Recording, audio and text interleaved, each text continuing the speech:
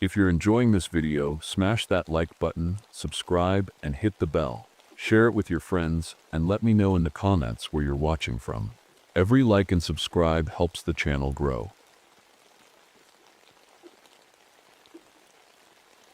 My name is Thomas Harland.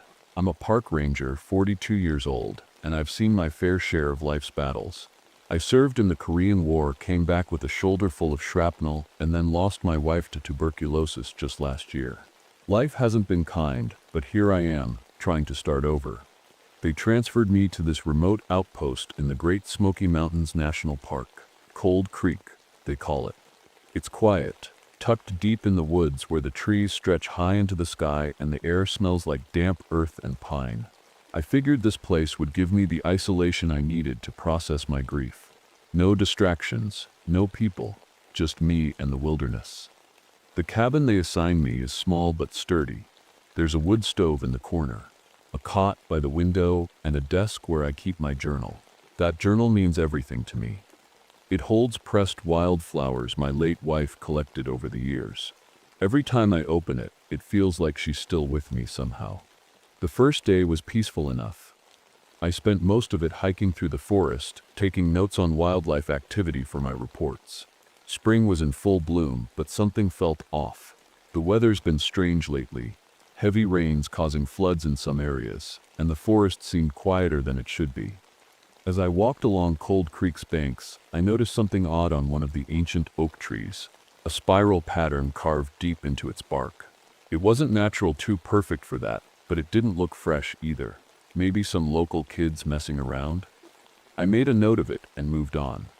Later that evening, just as the sun dipped below the horizon, a hunter named Warren Mitchell showed up at my cabin.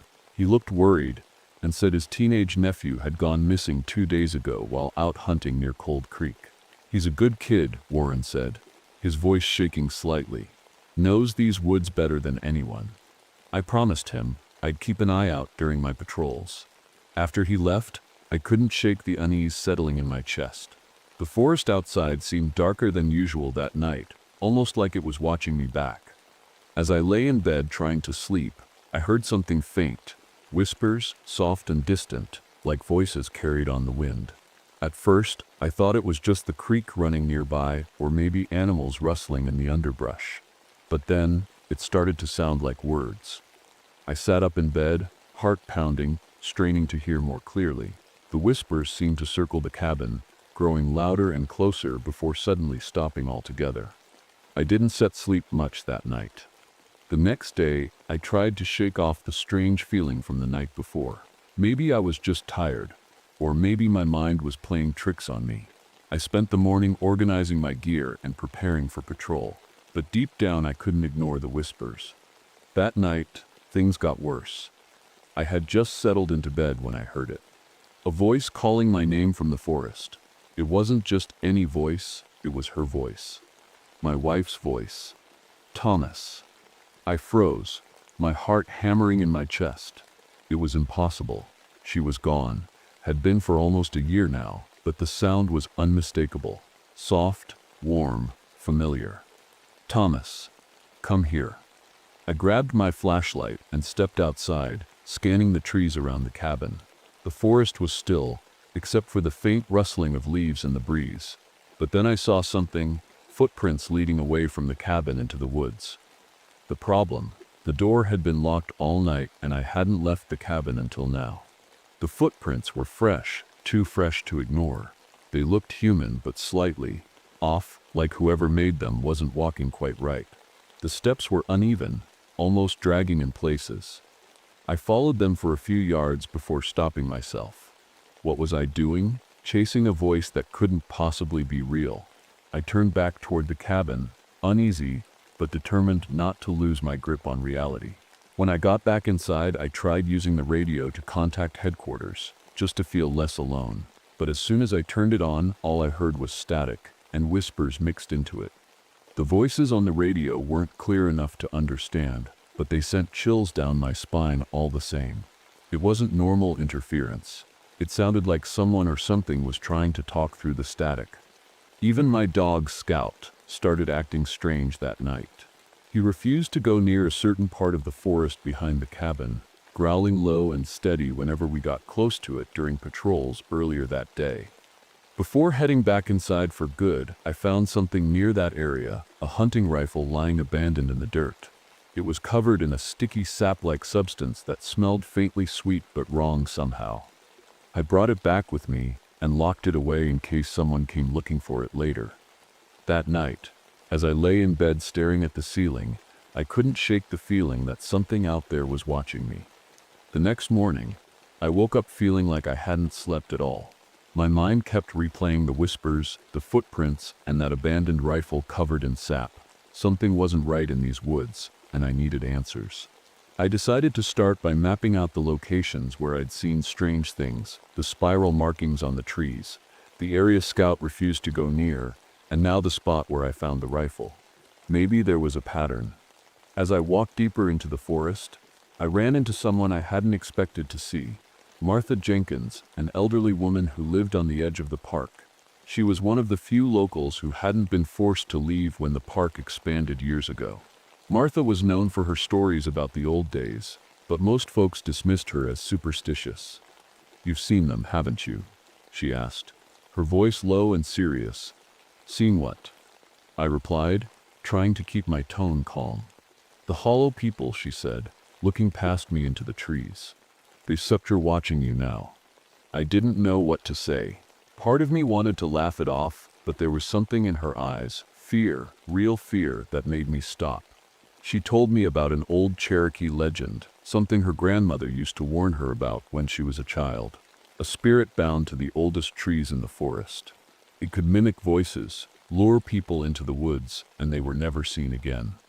I thanked her for her time and moved on, but her words stuck with me. Could there really be something out here? Something ancient? Later that afternoon, a search party came through looking for Warren Mitchell's missing nephew. They didn't find much, just some torn clothing near a tree with those same spiral markings carved into it. The search leader chalked it up to a wild animal attack, but I wasn't so sure. Back at my cabin that evening, I tried calling my supervisor to report everything. The whispers, the footprints, even Martha Sepp's warning. But he brushed it off like it was nothing. "Probably just moonshiners or kids messing around," he said. Don Sepp, let your imagination run wild. But this didn't feel like kids or moonshiners. It felt older than that. As night fell again, I sat by the window with Scout at my feet. The forest outside looked calm enough, but I couldn't shake the feeling that something was waiting out there, watching. That night, I had the strangest dream. I was walking through the forest, but it wasn't the same forest I knew. The trees were taller, their branches twisting together like they were alive. The air felt heavy, and the only sound was the crunch of leaves under my boots. In the dream, I came across a clearing I'd never seen before. There was a massive tree in the center, its bark covered in those same spiral patterns. As I stepped closer, I heard my wife's voice again. "Thomas, come here." I woke up in a cold sweat, my heart pounding like a drum. For a moment, I thought it was just a nightmare. But when I looked outside, my blood ran cold. The cabin was surrounded by a perfect circle of twisted branches. They were laid out neatly, almost like someone or something had arranged them while I slept. Scout was gone. His leash was still hanging by the door where I'd left it, but he wasn't in the cabin. Panic set in as I grabbed my flashlight and stepped outside, calling his name into the darkness. "Scout, come here, boy." The forest didn't answer me. It just stood there, silent and still, like it was holding its breath. As I searched around the cabin, headlights suddenly cut through the trees. A truck pulled up, and out stepped Dale Coleman, one of the park's maintenance workers. He'd come to drop off supplies, but stopped short when he saw the circle of branches around my cabin. "What the hell is this?" he muttered, his face pale. I didn't have an answer for him. Instead, I told him about everything, Scout disappearing, the whispers, the footprints, and to my surprise, he didn't laugh or dismiss it like my supervisor had. "You stir not the first ranger to deal with this," Dale said quietly. "My grandfather worked these woods back in I-39. He disappeared one night while on patrol, left behind nothing but his boots and his journal." He looked at me then, his eyes dark with something that felt like fear. They called it the Hollow Walker. Sip, you need to be careful out here. Before I could ask him more, we heard it, a faint rustling in the trees behind us. It wasn't the wind, it was deliberate, like footsteps moving through the underbrush. Get inside, Dale whispered. We locked ourselves in the cabin and waited as the sound grew louder and then stopped completely. Scout never came back that night. The next morning, Dale and I decided we couldn't ignore what was happening anymore. Scout was still missing, and the forest felt wrong. It wasn't just the silence or the strange markings. It was like the trees themselves were watching us, waiting for something. We packed up some gear, flashlights, torches, and a couple of hunting knives and headed out to search for Scout and anything else that might explain what was going on. Dale told me about a spot he'd heard stories about from his grandfather, a grove deep in the forest where strange things always seemed to happen. As we walked, the air grew colder, even though it was spring. The sunlight barely made it through the thick canopy, and every sound seemed louder than it should have been, the crunch of leaves under our boots, the snap of twigs in the distance. After about an hour, we came across an abandoned camp. The fire pit was still warm, but there was no sign of anyone around. Tents were half collapsed, and supplies were scattered everywhere, like whoever had been here left in a hurry. What happened here? I asked, my voice barely above a whisper. Dale didn't answer right away. He was staring at one of the trees near the camp, a massive oak with fresh spiral markings carved into its bark. This is it, he said finally. This is where it starts. As we moved closer to investigate, something caught my eye, a cave entrance hidden behind a curtain of vines near a small waterfall.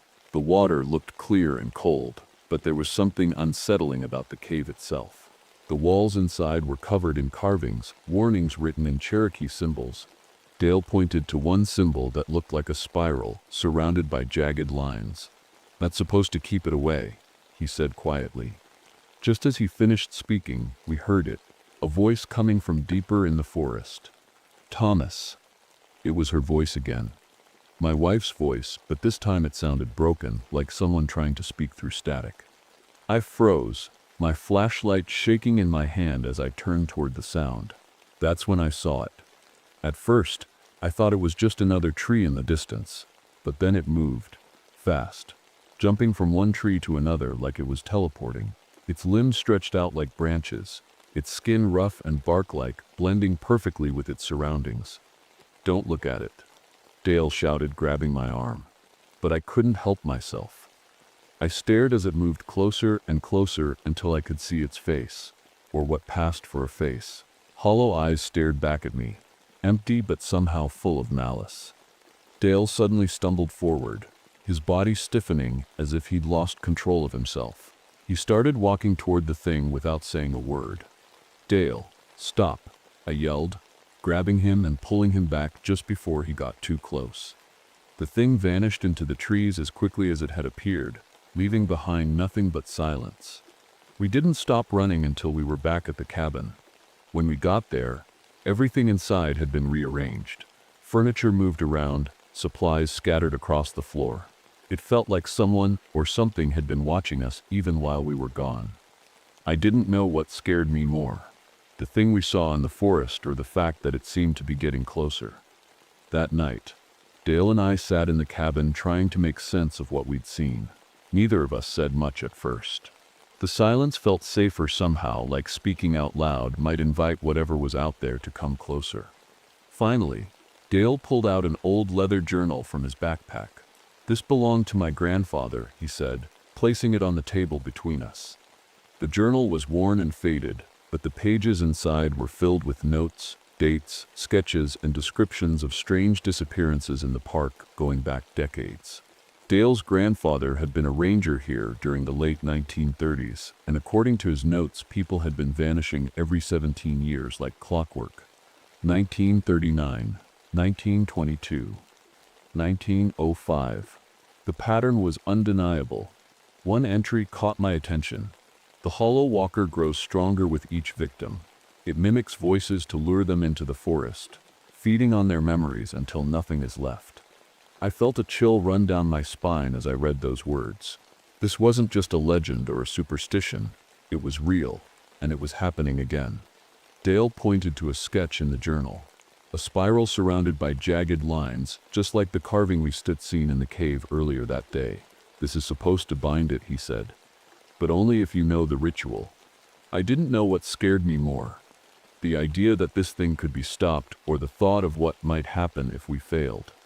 As we continued flipping through the journal, the radio crackled to life behind us. At first, it was just static, but then voices started coming through. Help me.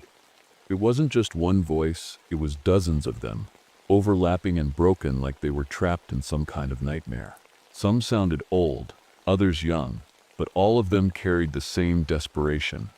Where are you? One voice asked. Don't sit, leave me, another whispered. Dale turned off the radio quickly, his hands shaking as he stepped back from the desk. Those are the people who disappeared, he said quietly. I didn't want to believe him, but deep down I knew he was right. Later that night, I heard her voice again. My wife's voice, but this time it wasn't calling me into the forest. It was describing something instead. Something terrifying. It's Seps coming for you, she said softly. I turned toward Dale, who was staring out the window with a blank expression on his face. My grandfather saw it too. He murmured, without looking at me. And it took him.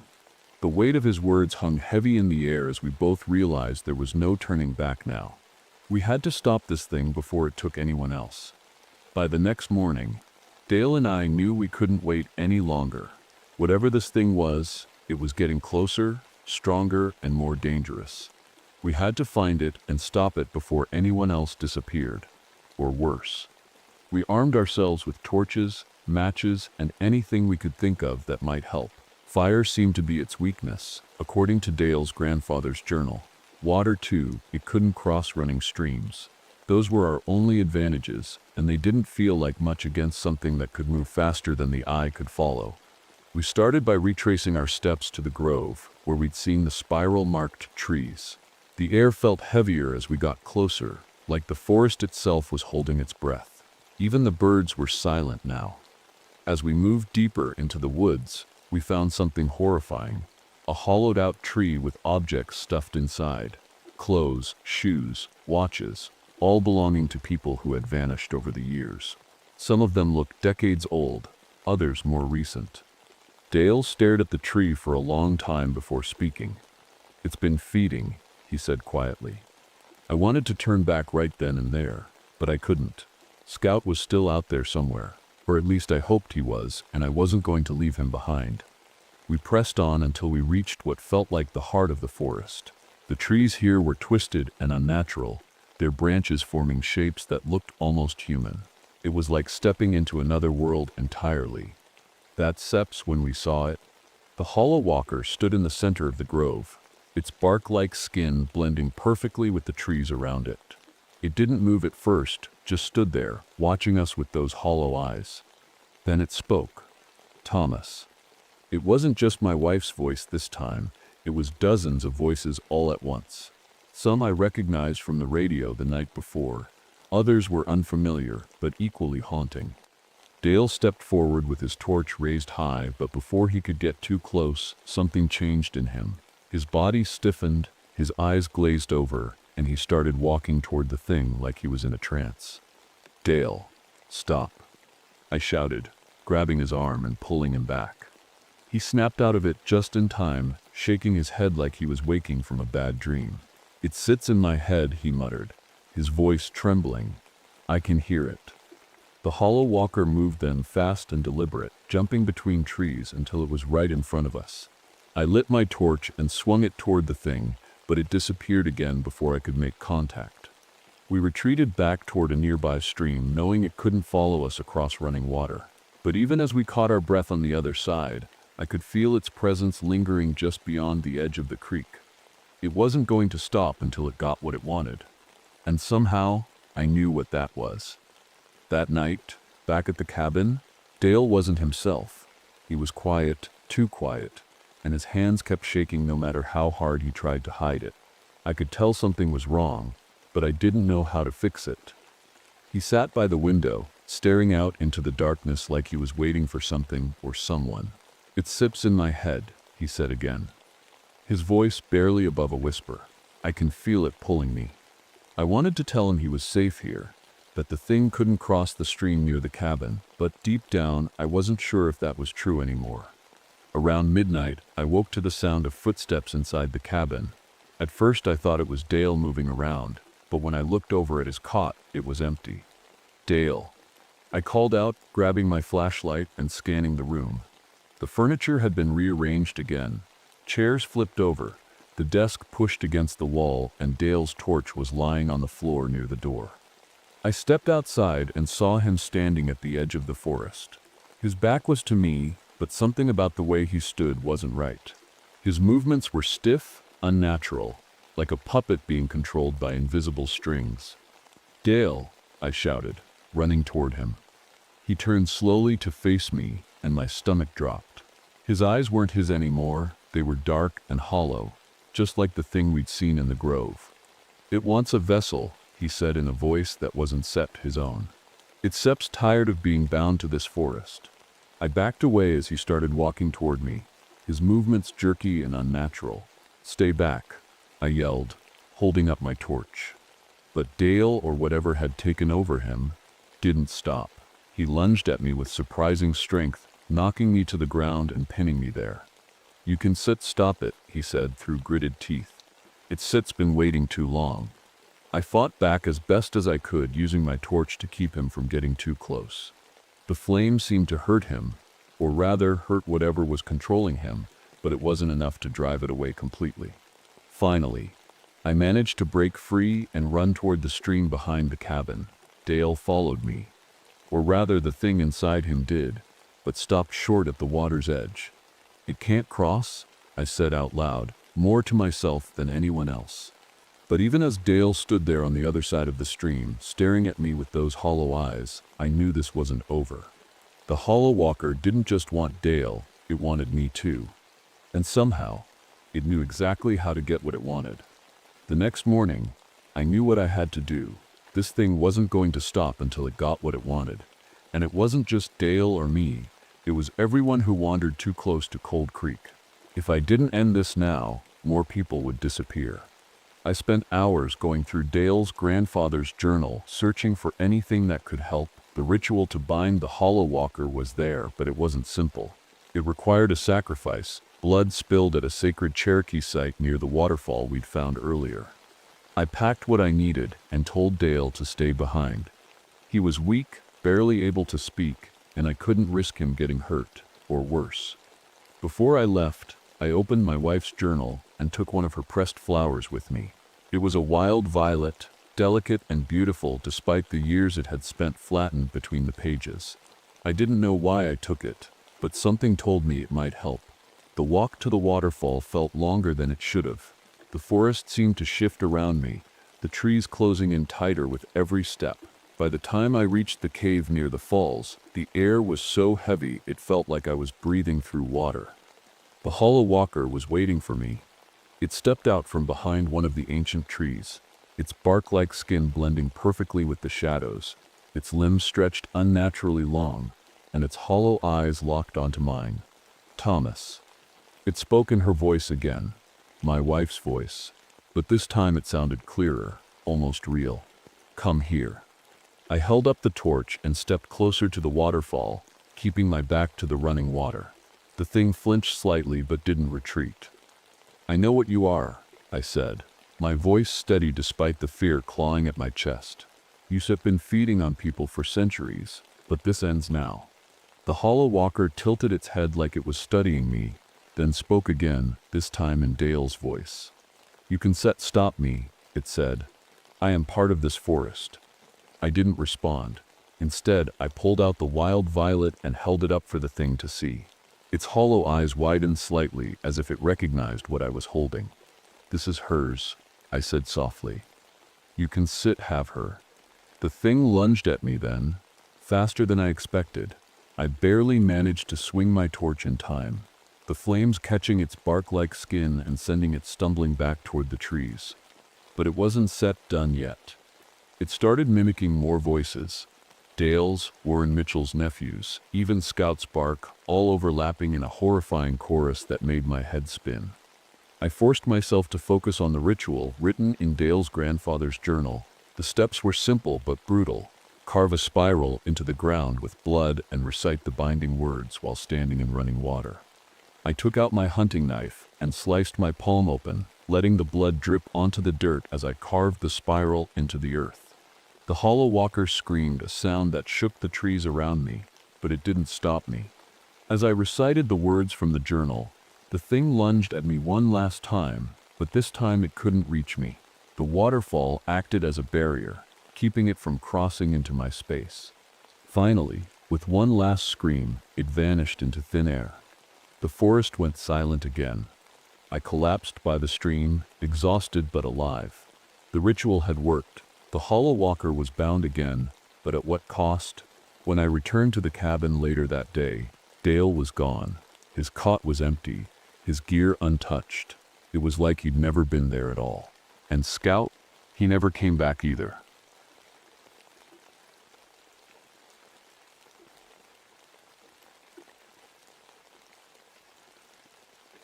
My name is Catherine Donovan, but everyone calls me Kate. I'm a park ranger stationed at Glacier National Park in Montana. It's a beautiful place, but it can be brutal too, especially in winter. The snow piles high, the temperatures drop low, and sometimes you feel like the world has forgotten you exist. That's why I'm here, alone, at the Granite Peak Outpost. I wasn't always this isolated. I used to be part of search and rescue teams, one of the best, if I'm being honest. But things changed after a mission went wrong. A young hiker didn't make it, and I couldn't save him. I still hear his voice sometimes, calling for help in my dreams. That failure left me with scars, physical ones too. My leg never healed right after that fall, so now I walk with a limp and live with constant pain. After the accident, I transferred here to get away from everything. The noise, the people, the memories.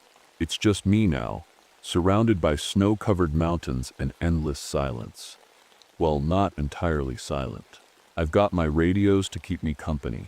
I've always been good with communications equipment. It's something I picked up during my time in the Army. Vietnam-era tech taught me how to fix just about anything that transmits a signal. The radios are my lifeline out here. They connect me to headquarters and other stations when the weather isn't too bad. I've even modified some of them to pick up unusual frequencies, just for fun, or maybe out of habit from my old search and rescue days.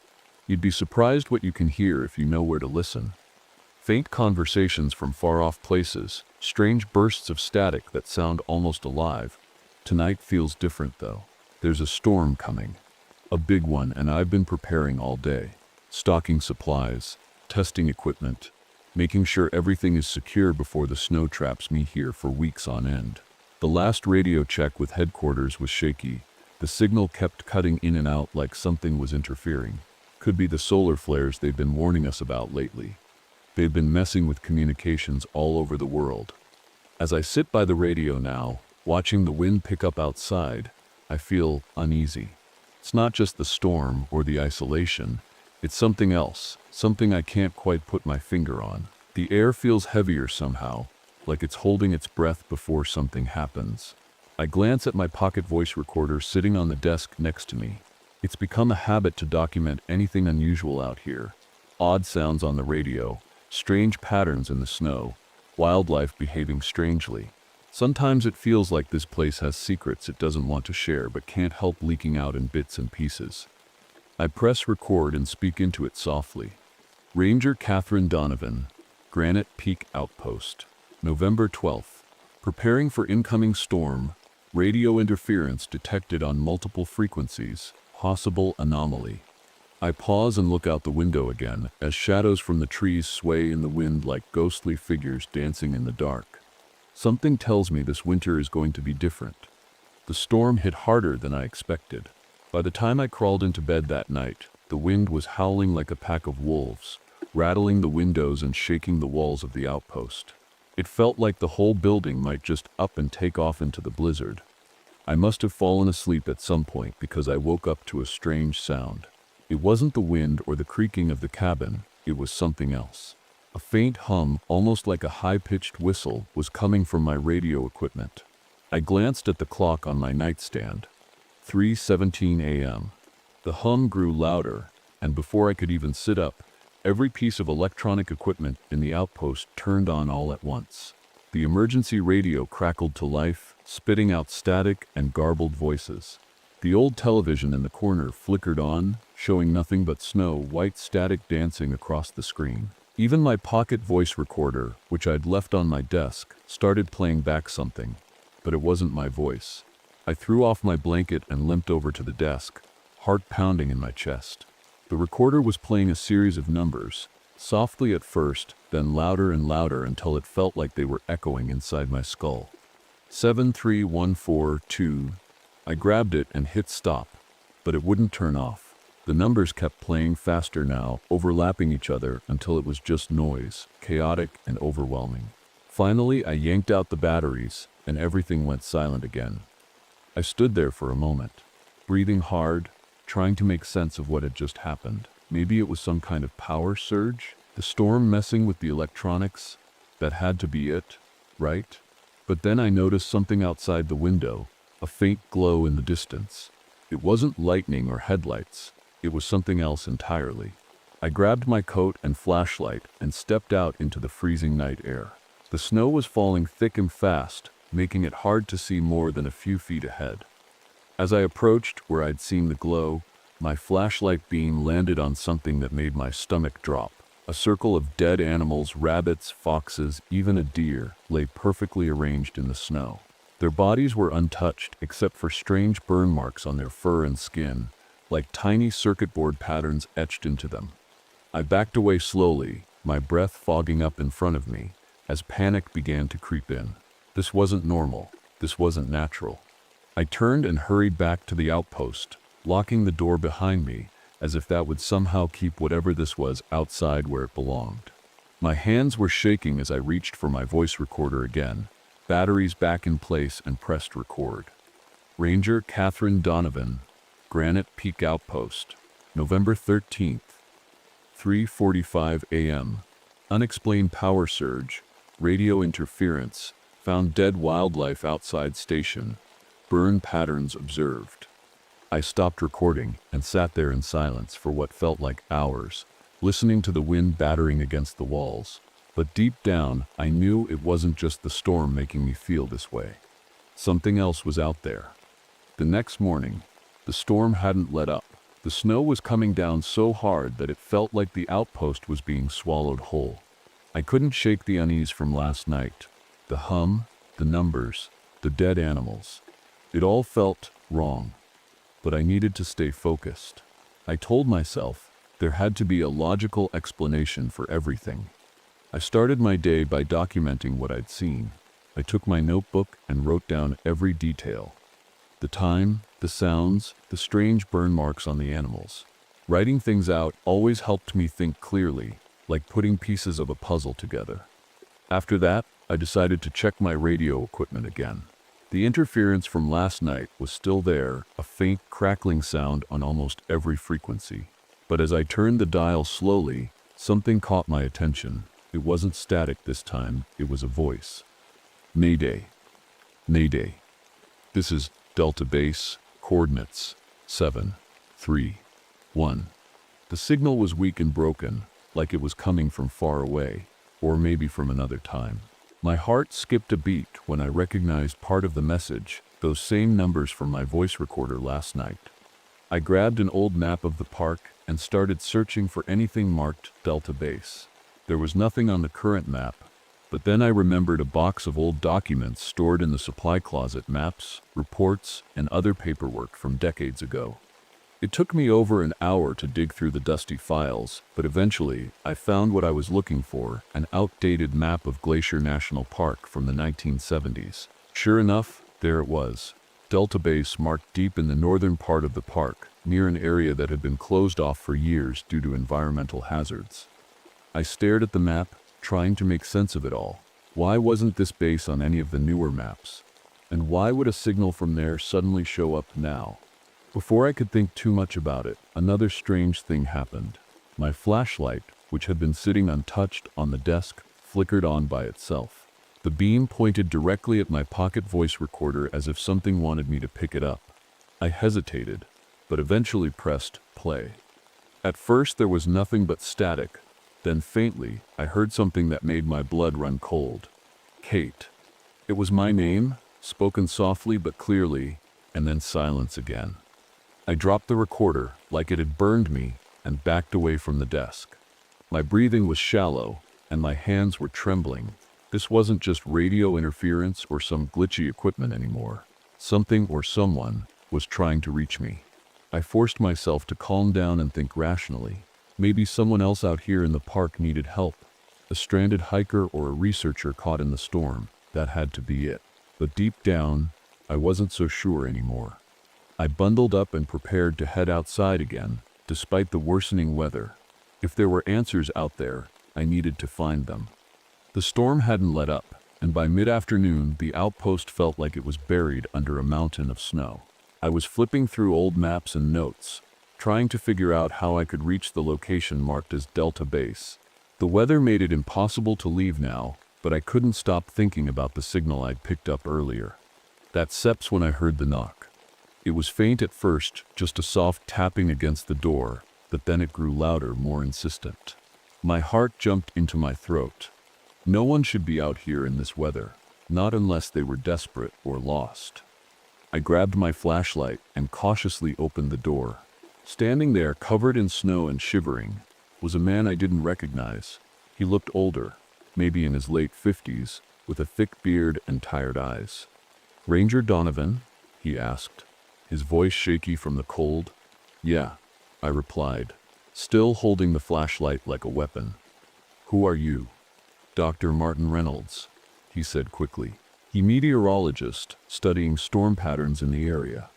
I hesitated for a moment before stepping aside to let him in. He looked harmless enough, but something about him felt off. Once inside, Reynolds warmed his hands over the small heater while explaining why he was here. He claimed he'd been tracking electromagnetic anomalies across the region, strange signals and interference patterns that seemed tied to the recent solar flares. "I've seen this before," he said quietly, almost to himself, "years ago in other places." I raised an eyebrow at that, but didn't press him for details yet. Instead, I offered him some coffee and asked how he'd managed to find me in this weather. "I followed the signal," he admitted. "Your outpost is broadcasting something unusual, something I've been tracking for weeks." That's when my modified radio equipment crackled to life again. Reynolds froze, staring at it like he'd seen a ghost. The static wasn't random anymore. It was shifting, almost like it was forming shapes or patterns on its own. "It's here," Reynolds whispered, his voice barely audible over the noise. "What's here?" I demanded, feeling my stomach tighten with fear. Before he could answer, there was a sudden power surge that made every light in the cabin flicker wildly.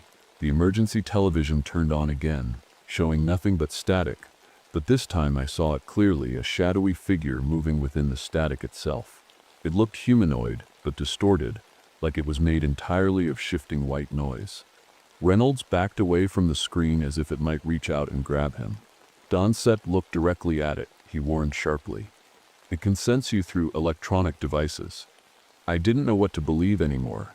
This man's cryptic warnings or my own eyes. But one thing was clear. Whatever this thing was, it wasn't natural. Reynolds sat across from me at the small table in the outpost, his hands wrapped tightly around the steaming mug of coffee I'd given him. He hadn't said much since the power surge or the appearance of that shadowy figure in the static. I could tell he was holding something back, and I wasn't about to let it go. "What do you mean it's here?" I asked, keeping my voice steady even though my nerves were anything but. Reynolds stared into his coffee like it held all the answers. Finally, he sighed and looked up at me. "I need to tell you something. Something I should told you sooner." He leaned forward, his voice dropping to a whisper as if the walls themselves might be listening. "Back in 1972, I was part of a classified military experiment called Project BLAC Wave. We were trying to develop a new kind of communication system, something that could transmit signals across impossible distances using electromagnetic frequencies." I frowned. trying to piece together what he was saying. What does that have to do with what SIP's happening here? Reynolds hesitated before continuing. We didn't just create a new communication system. We opened something, a gateway. If you want to call it that, we didn't know it at the time, but we tapped into frequencies that don't belong to our world. I felt a chill run down my spine. What came through? Reynolds took a deep breath and said the words I'd been dreading, an entity. Something that exists partially in the electromagnetic spectrum but can interact with our world through electronic devices. I shook my head, refusing to believe it. You saying this static figure is from another dimension? Not exactly, Reynolds replied grimly. It's always been here just outside our perception. We gave it away in. I sat back in my chair trying to process what he was telling me. It sounded insane, like something out of a science fiction movie. But after everything I'd seen and heard over the past few days, I couldn't dismiss it entirely. What happened to the experiment? I asked cautiously. Reynolds' expression darkened. The entity started attacking us, absorbing electrical energy and even bioelectricity from people who got too close. We shut down Belek Wave and covered up what happened, blaming equipment failures and lightning strikes for the casualties. And now it's here, I said quietly, feeling the weight of those words settle over me like a heavy blanket. Reynolds nodded solemnly. It's been following patterns, communication tower failures, strange signals during storms, and now it's found its way to you. I felt my stomach twist as his words sank in. The interference on my radios, the numbers on my recorder, the shadowy figure in the static, it was all connected to this entity he'd unleashed decades ago. What does it want? I asked, my voice barely above a whisper. Reynolds hesitated before answering. Energy, power, and eventually, the hours dragged on with the storm outside growing fiercer by the minute. Reynolds and I worked to reinforce the outpost, blocking windows and securing doors, but deep down I knew it wouldn't be enough. Whatever this thing was, it didn't need to break through walls to get to us. It could move through the airwaves, the wires, anything connected to power. Reynolds had been quiet for a while, scribbling notes in his journal, and occasionally glancing at my modified radio equipment. I could tell he was trying to stay calm, but his hands shook every time the static on the emergency television flickered. Then it happened. The lights dimmed suddenly, and the hum returned. The same high-pitched whistle I'd heard the night before. It wasn't coming from one device this time, it was everywhere. The radios crackled, the television buzzed, even my flashlight flickered erratically. Reynolds stood up abruptly, his face pale. It's here, he said, his voice trembling. Before I could respond, the emergency television screen turned completely black for a moment, and then the static returned. But this time it wasn't just noise. The shadowy figure appeared again, clearer than before, its humanoid shape shifting and twisting like it was struggling to hold itself together. I froze in place as the figure seemed to turn toward us, or at least its head-like shape did. The static grew louder, almost deafening, and then Reynolds screamed. I turned just in time to see him clutching his chest as sparks of electricity danced across his body. His face contorted in pain as he fell to his knees, and I realized what was happening. The entity was draining him, pulling energy from his body, like a parasite feeding on its host. Get out, Reynolds gasped, barely able to speak as he collapsed to the floor. I grabbed my flashlight and pocket voice recorder and ran toward the door, but before I could reach it, the entity's form shifted again, stretching out like tendrils of static reaching for me. The hum grew louder in my ears, making it impossible to think clearly. Reynolds' Sepp's voice cut through the chaos one last time. Faraday cage, it can get through. His words snapped me back to reality.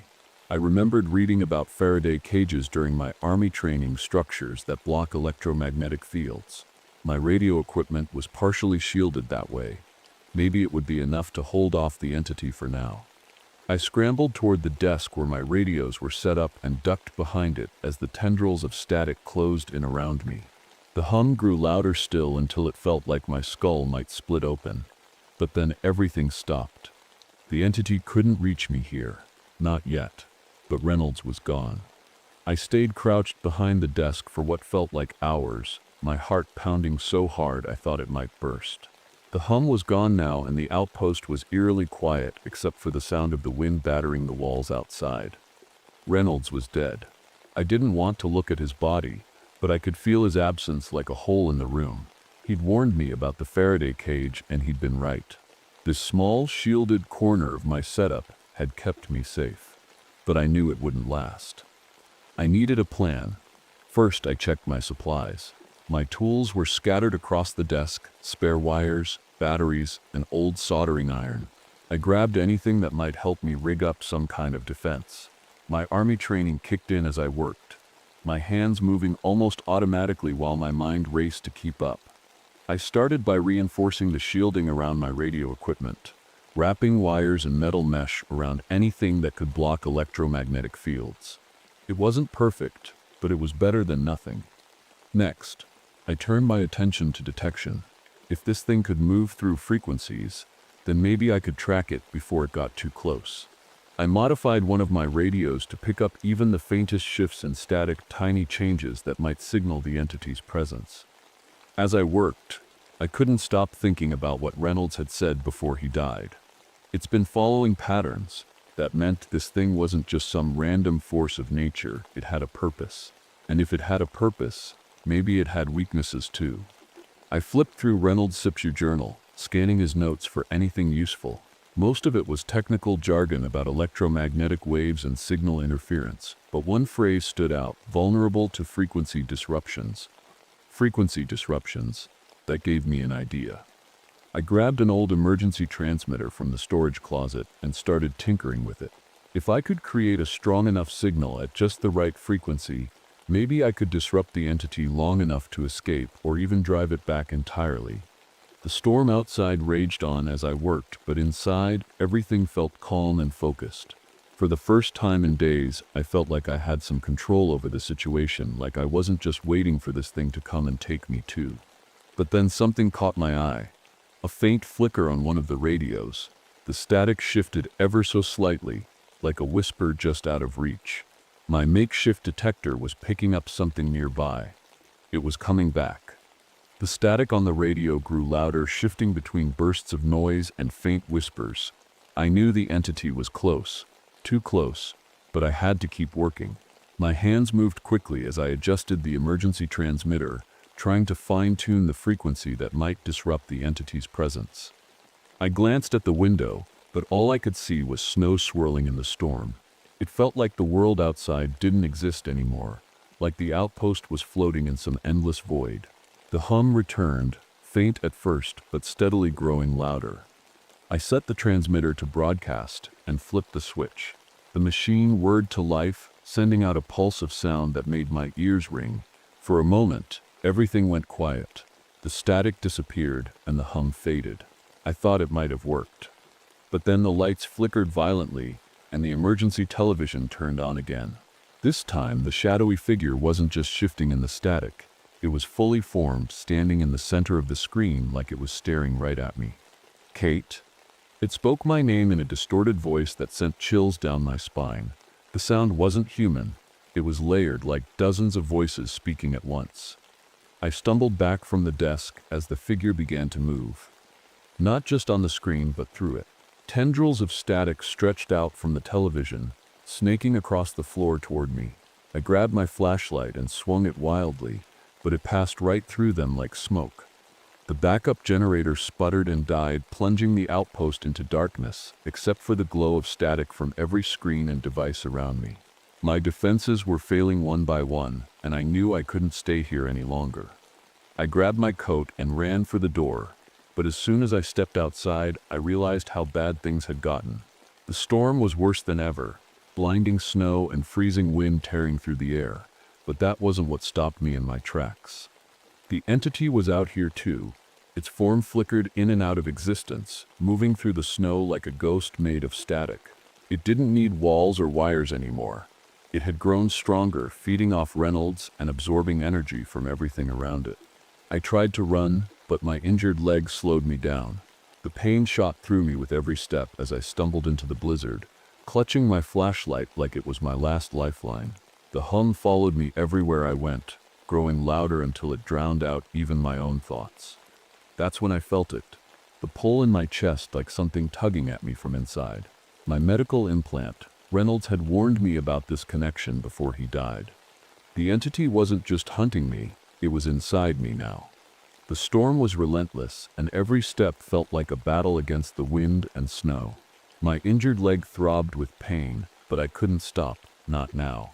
The hum was louder than ever, vibrating deep in my chest like it was trying to pull me apart from the inside. I clutched the old map tightly in my frozen hands, following the faint markings toward the abandoned military bunker Reynolds had mentioned in his notes.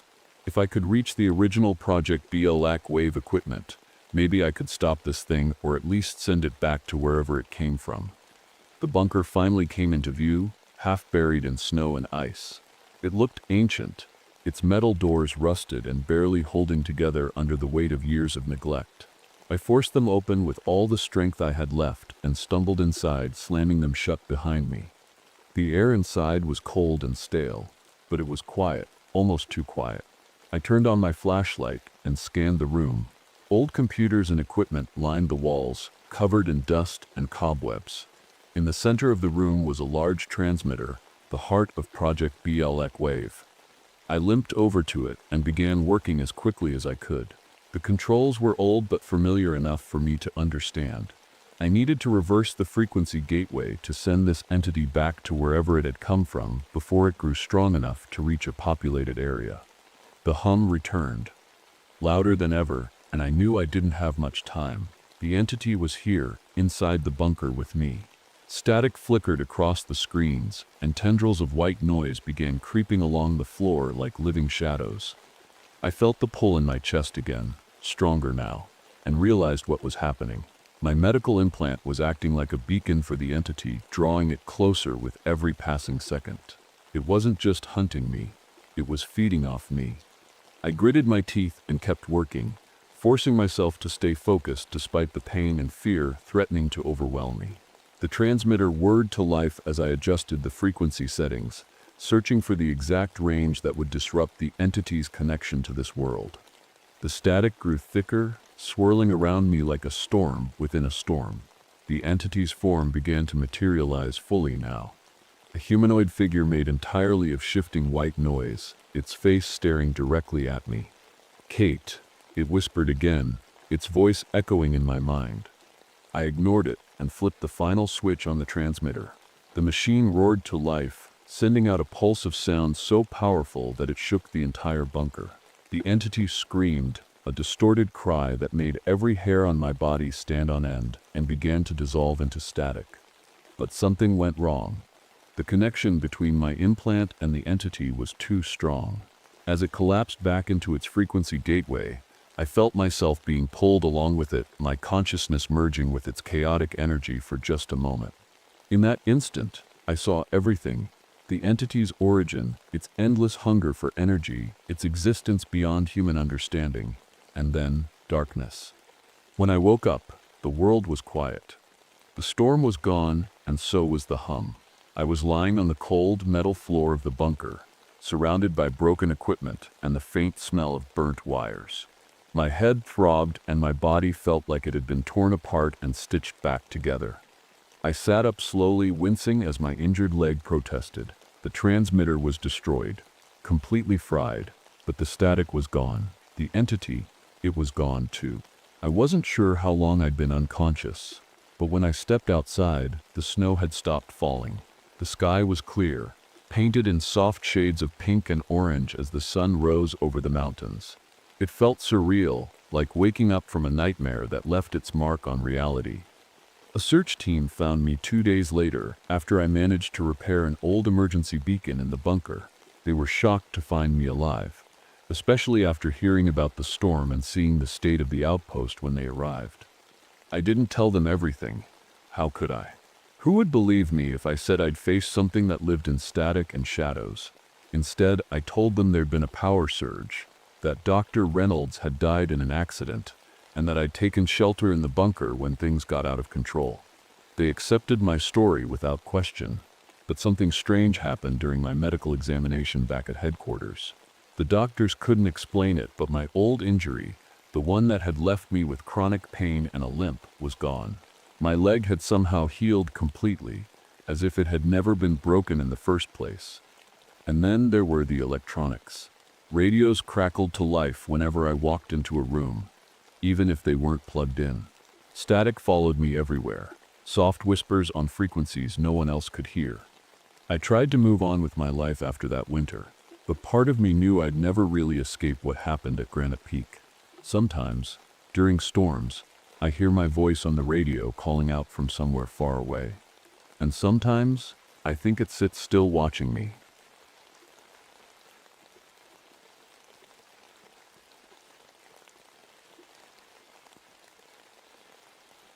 My name is Malcolm Westbrook.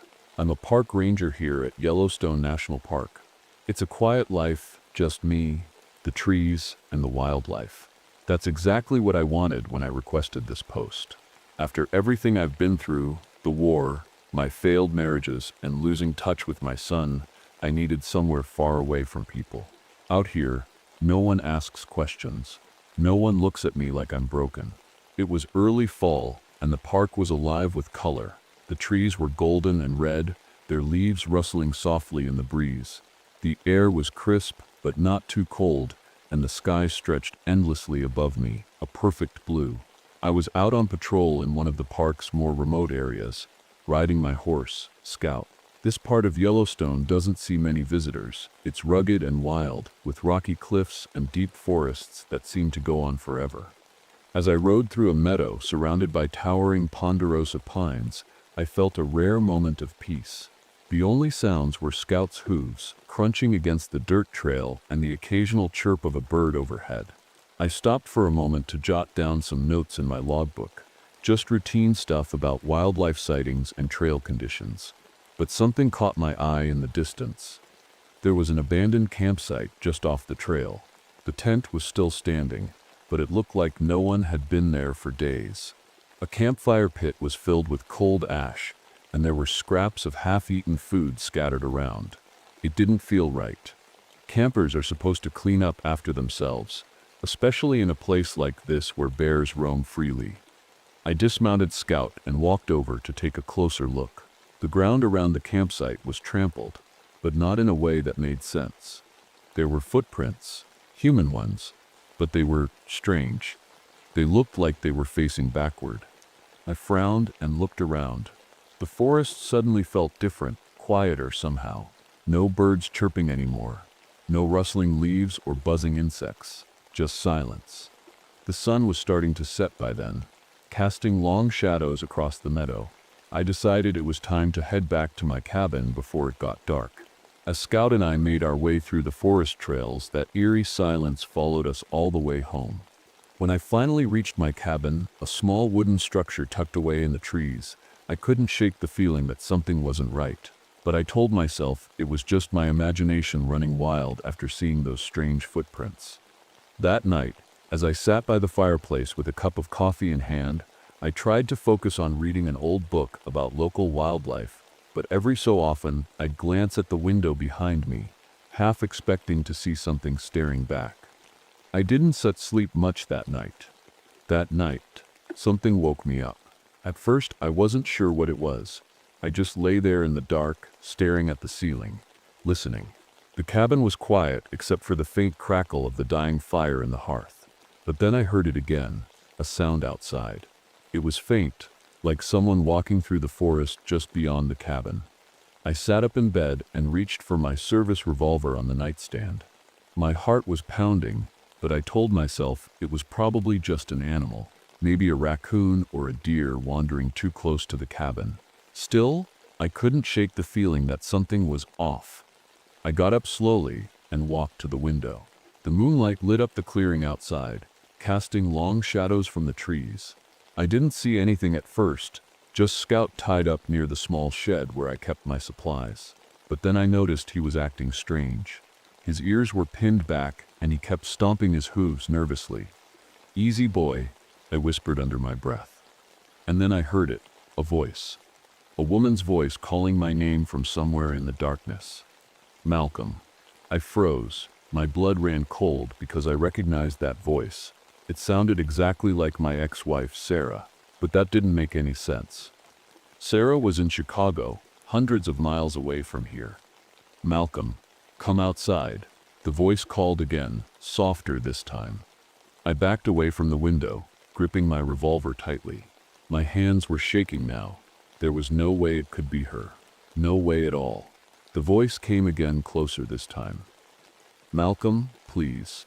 I wanted to believe it wasn't real, that maybe I was dreaming or hearing things because I hadn't slept well in days.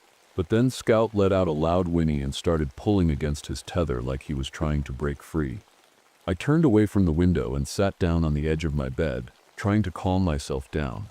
But then something else happened. Something even worse. The radio on my desk crackled to life with static. It shouldn't have been on. I'd turned it off before going to bed. But now it was buzzing and hissing like someone was trying to tune into a station. And through the static, I thought I heard faint whispers. "Help me," a voice said through the static. I grabbed the radio and turned it off completely, yanking out the power cord for good measure. My breathing was shallow now, and every instinct in my body was screaming at me to stay inside and lock the door. But then came the sound of footsteps, slow and deliberate, right outside my cabin door. I pointed my revolver at the door and waited, barely daring to breathe. The footsteps stopped just outside, and for a moment, there was silence again. And then a knock. 3 slow knocks on the wooden door. I didn't answer. My finger tightened on the trigger as I stared at that door, waiting for whatever or whoever it was to make its next move. But nothing happened after that knock. No more footsteps, no voices, just silence again. I stayed up all night after that, sitting in a chair by the door with my gun in hand. Whatever had been out there didn't come back, or if it did, it stayed quiet enough that I couldn't hear it. By morning, I told myself it must have been some kind of prank, or maybe even just my imagination playing tricks on me after seeing those strange footprints earlier in the day. But deep down, I knew better. Something wasn't set right in these woods. The next morning, I stepped outside the cabin with Scout still tied up nearby. He looked calmer now, but kept glancing toward the tree line like he was expecting something to jump out. I patted his neck to reassure him, though I wasn't feeling very reassured myself. The first thing I noticed was the ground around the cabin. There were footprints, human footprints, but they were all facing backward again, just like the ones I'd seen at the abandoned campsite. They circled the cabin, stopping right at the door where I'd heard the knock last night. I crouched down to get a closer look. The prints were deep, like whoever made them had been standing there for a while, but there was something else, something that made my stomach turn. The air smelled foul, like rotting meat mixed with sulfur. It was faint, but unmistakable. I didn't have much time to think about it because I had to start my patrol for the day. But before leaving, I grabbed my logbook and wrote everything down, the footprints, the smell, and even the voice I'd heard last night. I wasn't sure if anyone would believe me, but I needed to keep a record of it all. As Scout and I rode deeper into the forest, I couldn't shake the feeling that we were being watched. The trees seemed taller today, their shadows longer and darker than usual. Even the birds were quieter than normal, their songs replaced by an eerie stillness that made my skin crawl. About an hour into my patrol, I came across something that stopped me in my tracks, a dead elk lying in a clearing.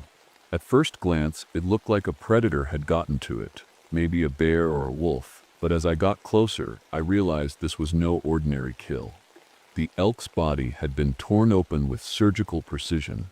Its ribs were exposed and its organs were missing, but there wasn't a single drop of blood on the ground around it.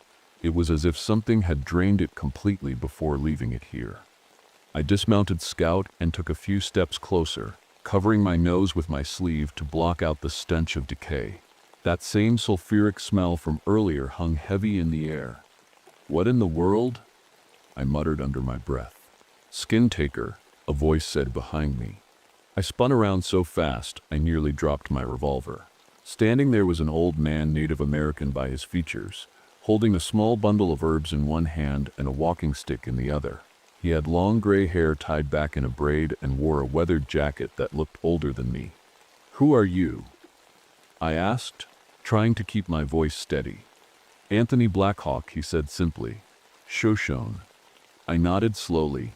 What did you just say? Skin taker? He pointed at the elk Sep's body with his walking stick.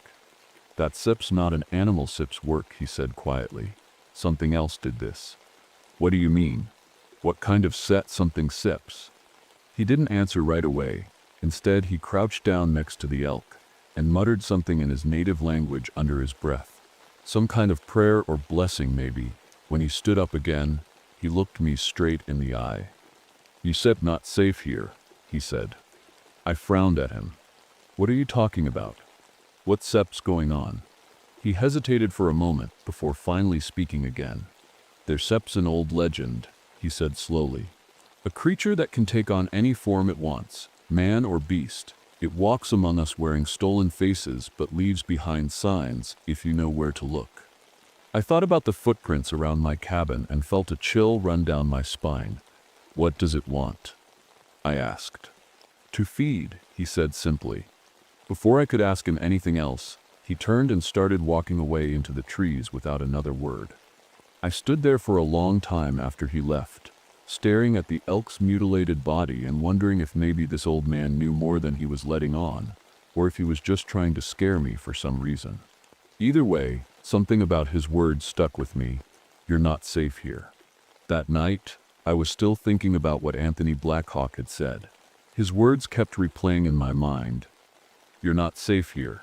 I didn't know if I believed him, but after everything I'd seen, the footprints, the elk, the voice outside my cabin, I couldn't ignore the feeling that something was terribly wrong. I radioed headquarters earlier in the day to report the strange activity. They didn't seem too concerned, but agreed to send another ranger out to assist me. His name was Timothy Foster, a younger guy who'd only been working here for a couple of years. He was supposed to arrive at my cabin around sunset. When Foster showed up, I felt a little better knowing I wasn't alone anymore. But there was something about him that seemed off. He wasn't acting like himself. Normally, Foster was talkative and easygoing, but tonight he was quiet, almost too quiet. He kept staring at me like he was trying to figure something out. You all right? I asked him, as we sat by the fireplace. Yeah, he said quickly, but his voice sounded strange, flat, and emotionless. I tried to brush it off as nerves. Maybe he was just spooked by the report I'd given earlier about the elk and the footprints. But then he said something that made my stomach drop. Remember what you told me last week? He asked. I frowned at him. What are you talking about? I haven't seen you in over a month. He stared at me for a long moment before smiling, a slow, unnatural smile that didn't reach his eyes. That aspect, when I knew something was wrong. I stood up and grabbed my revolver from the table. Foster, I said carefully. What Sep's going on? He didn't answer. Instead, he stood up too, moving slowly like he didn't want to scare me. But there was something about the way he moved. It wasn't normal. His steps were too smooth, too deliberate, like he was mimicking how a person should walk. And then I saw it. His eyes weren't right. They looked human at first glance, but when the firelight hit them just right, they reflected back like an animal's eyes. Who are you? I demanded, pointing my gun at him. He tilted his head to one side and smiled again, a smile that sent chills down my spine. You already know, he said softly. Before I could react, he lunged at me with inhuman speed. I fired a shot, but it barely slowed him down. He grabbed me by the arm and threw me across the room like I weighed nothing. My back hit the wall hard enough to knock the wind out of me. The cabin door flew open as Scout broke free from his tether outside and bolted into the woods screaming in terror. The creature, because there was no way this thing was Foster anymore, turned toward me again, its movements jerky and unnatural now that it wasn't trying to hide what it really was.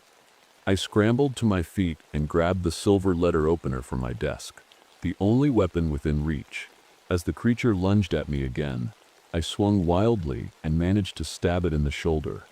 It let out a scream, a horrible sound that echoed through the forest like dozens of voices crying out at once, and stumbled backward toward the open door.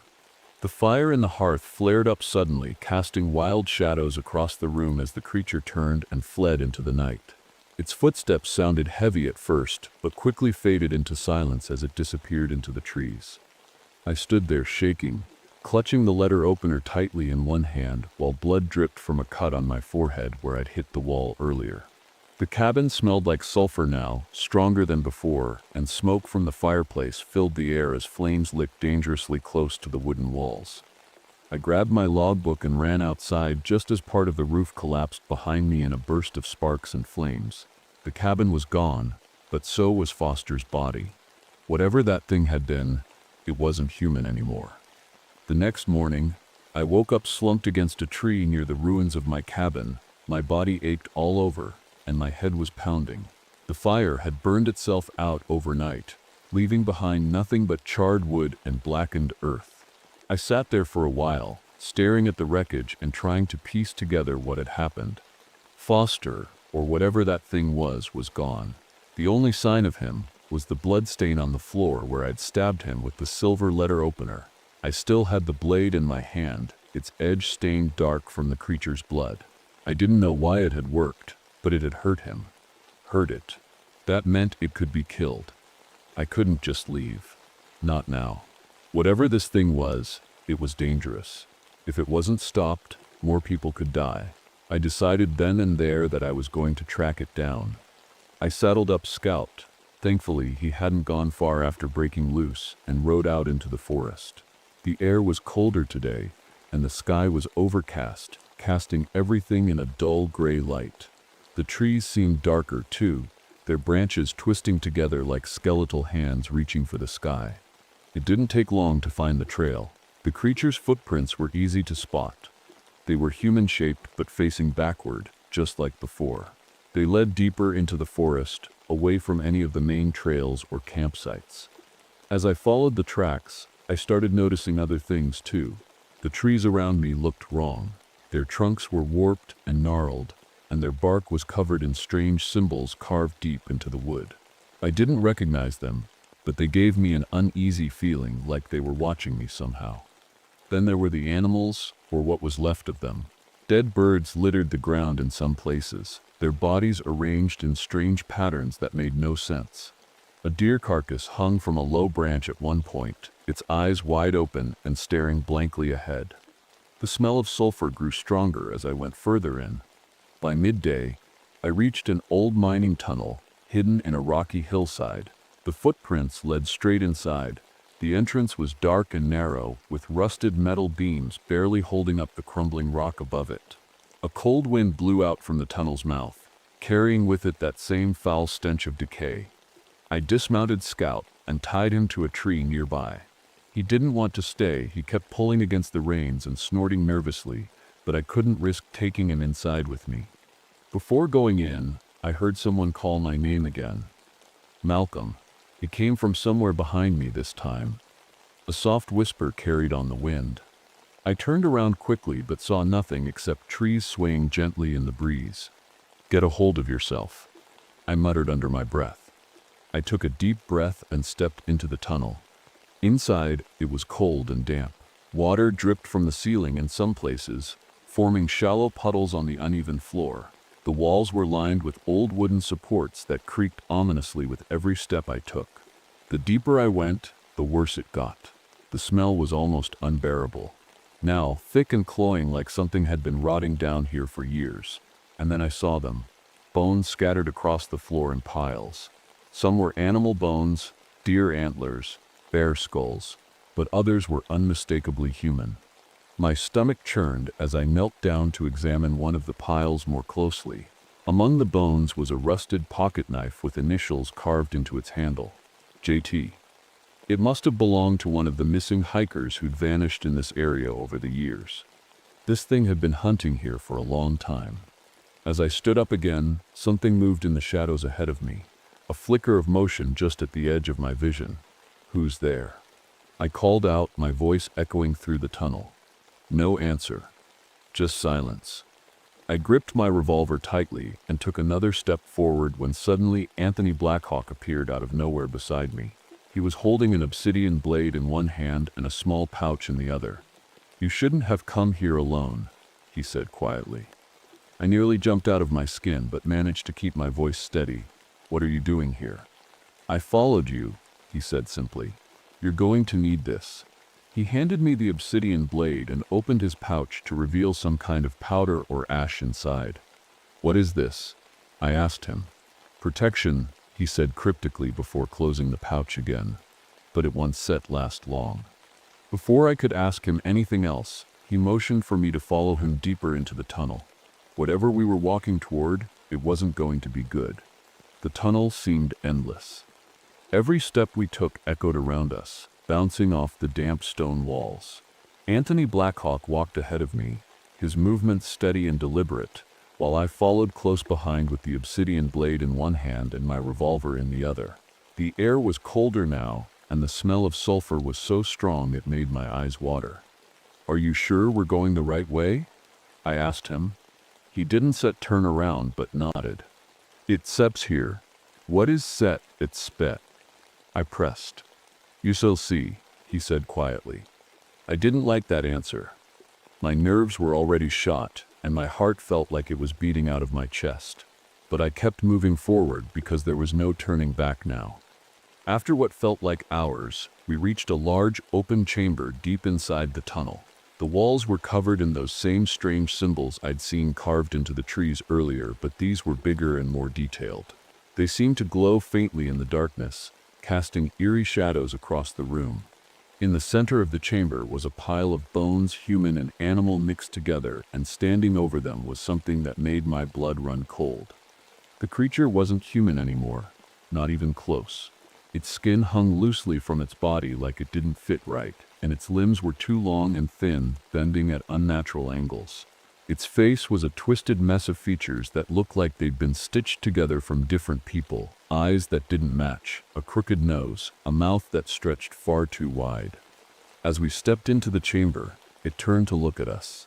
Its eyes locked onto mine, and I felt frozen in place, unable to move or even breathe. "Malcolm," it said in a voice that wasn't its own. It sounded like my father's voice, the same voice I hadn't heard since he died years ago. I gritted my teeth and forced myself to speak. "You stir not him." The creature smiled, a slow, horrible smile that stretched across its misshapen face. "But I know him," it said. "I know everything about you." I glanced at Anthony, hoping he had some kind of plan, but he was already moving forward toward the creature with his pouch of ash in hand. He started chanting something in his native language, a low, rhythmic sound that echoed through the chamber like a heartbeat. The creature screamed, a sound so loud and piercing it felt like it could shatter stone, and lunged at Anthony with impossible speed. He didn't flinch but threw the ash from his pouch directly at its face. The creature recoiled, its skin bubbling and smoking where the ash had touched it, but then it turned its attention back to me. "You can hide from me," it said in another voice, this time my own voice, distorted and wrong. "I see everything." Suddenly, images flooded my mind, memories I'd tried to bury for years. The war came rushing back all at once. The sounds of gunfire, the screams of men dying around me, the things I'd done to survive, things I wasn't proud of. I stumbled backward as the creature's psychic assault overwhelmed me. It knew everything, every mistake I'd ever made, every regret I carried with me, and it used them against me like weapons. "Malcolm," Anthony shouted as he threw me the obsidian blade. "It's vulnerable now. You have to strike." I gripped the blade tightly and forced myself to focus. The creature was still screaming and writhing from Anthony's attack with the ash, its true form starting to emerge as its stolen faces melted away. It looked at me one last time before lunging forward again, its twisted limbs reaching for me. I didn't hesitate this time. I plunged the obsidian blade straight into its chest. The creature let out one final scream, a sound so loud it shook the entire chamber, and then collapsed onto the pile of bones beneath it. Its body convulsed for a moment before going still completely. But Anthony, he didn't make it. In its final moments, the creature had struck him down with one of its claws. He lay on the ground nearby, bleeding heavily but still breathing faintly. He looked up at me with weak eyes and whispered something I couldn't understand before closing them for good.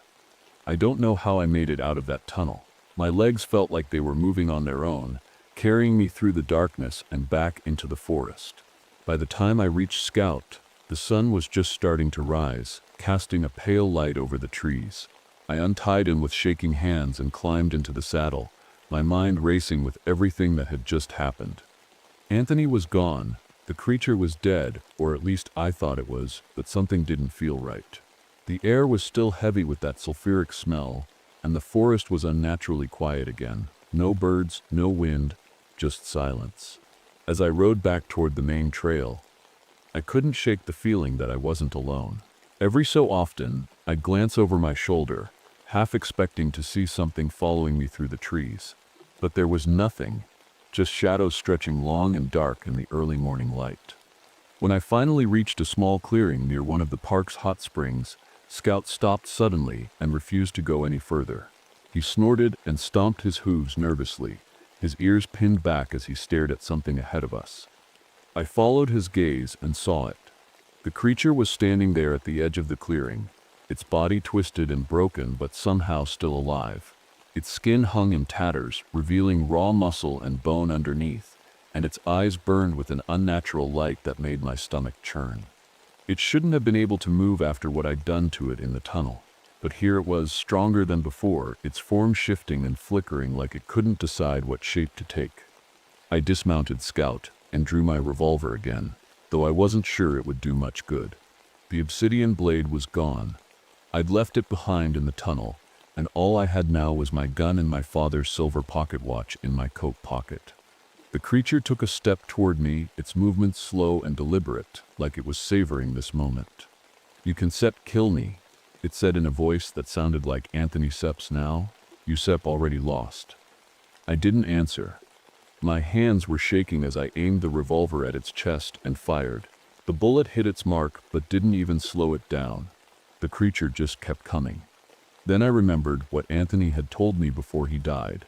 It can only be killed when it reveals its true form.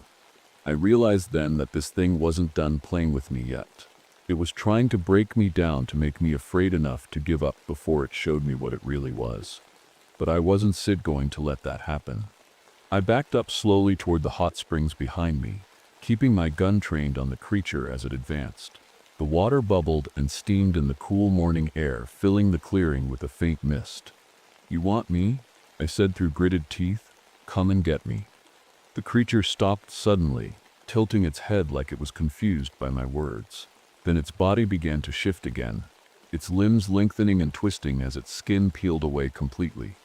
What stood before me now wasn't human or animal. It was something ancient and horrible beyond words. Its body glowed faintly with an unnatural light, and its many eyes stared at me with a hunger that made my blood run cold. This was its true form. I reached into my coat pocket and pulled out my father's silver pocket watch. The one thing I'd carried with me through everything, the war, my failed marriages, all of it. The watch had stopped years ago during a battle overseas, but now it felt heavy in my hand, like it still had some kind of purpose left to serve. The creature lunged at me with a deafening roar just as I threw myself backward into the hot spring behind me. The scalding water burned my skin as I sank beneath the surface, clutching the watch tightly in one hand while firing blindly at the creature with my other hand. For a moment, everything went still. The water muffled all sound around me except for the pounding of my own heartbeat in my ears. Then there was an explosion of light above me as the creature screamed one final time, a sound so loud it felt like it could split the earth in two, and then silence again. When I surfaced moments later, gasping for air, there was no sign of the creature anywhere. The clearing was empty except for Scout standing nervously at the edge of the trees. I climbed out of the water slowly, every muscle in my body aching from exhaustion. My father's pocket watch was still clutched tightly in my hand, and when I looked at it closely, I saw that it had stopped again at exactly midnight. By the time the search party found me, I was sitting on a fallen log near the hot springs, staring at my father's pocket watch. My clothes were soaked, my skin was burned in places from the scalding water, and I was covered in dirt and blood. Scout stood nearby, still uneasy, but refusing to leave my side. The rangers who arrived didn't know what to make of me. I must have looked half crazed as I tried to explain what had happened. The creature, the tunnel, Anthony Blackhawk's death. But when they searched the area, they didn't find anything. No footprints, no bones, no signs of a struggle. Even the symbols carved into the trees were gone. It was like the creature had never existed. I told them to check the mining tunnel, but when they went inside, they found nothing there either. No bones, no glowing chamber, no trace of Anthony. Just an empty tunnel that looked like it hadn't been used in decades. They took me back to headquarters and had me checked out by a doctor. Physically, I was fine, just a few cuts and bruises. But mentally, that was another story. I felt like I was losing my grip on reality. Everything that had happened felt so real. But now there was no proof, no evidence to back up my story. The Park Service decided to transfer me to an administrative desk job after that. They didn't say it outright, but I knew they thought I'd cracked under the pressure of being out in the wilderness alone for too long. They dismissed my claims as stress-induced paranoia and told me to take some time off before starting my new position. I didn't argue with them. What could I say? Even I wasn't sure what was real anymore. But there was one thing that kept nagging at me. The pocket watch. It had stopped again at exactly midnight during my final confrontation with the creature. That couldn't have been a coincidence. For weeks after returning home, I couldn't stop thinking about it all. The creature's voice mimicking people I'd loved and lost. Anthony's warning about the skin taker, the way it seemed to know everything about me, even things no one else could have known. And then there were the whispers. Even now, sitting alone in my apartment far away from Yellowstone, I sometimes hear them late at night, soft voices calling my name from somewhere just beyond the edge of hearing. Malcolm. I try to ignore them, but they're always there, waiting in the darkness. One night, as I stood in front of the bathroom mirror brushing my teeth, something happened that made my heart stop cold. My reflection, it wasn't right. At first glance, it looked normal, just me staring back at myself. But then its expression changed. It smiled. Not a friendly smile, a slow, unnatural smile that stretched across its face while mine stayed frozen in shock. I dropped the toothbrush and stumbled backward out of the bathroom, my heart pounding so hard it felt like it might burst out of my chest. When I finally worked up the courage to look again, my reflection was normal again, just me staring back with wide eyes and a pale face. But deep down, I knew it wasn't over.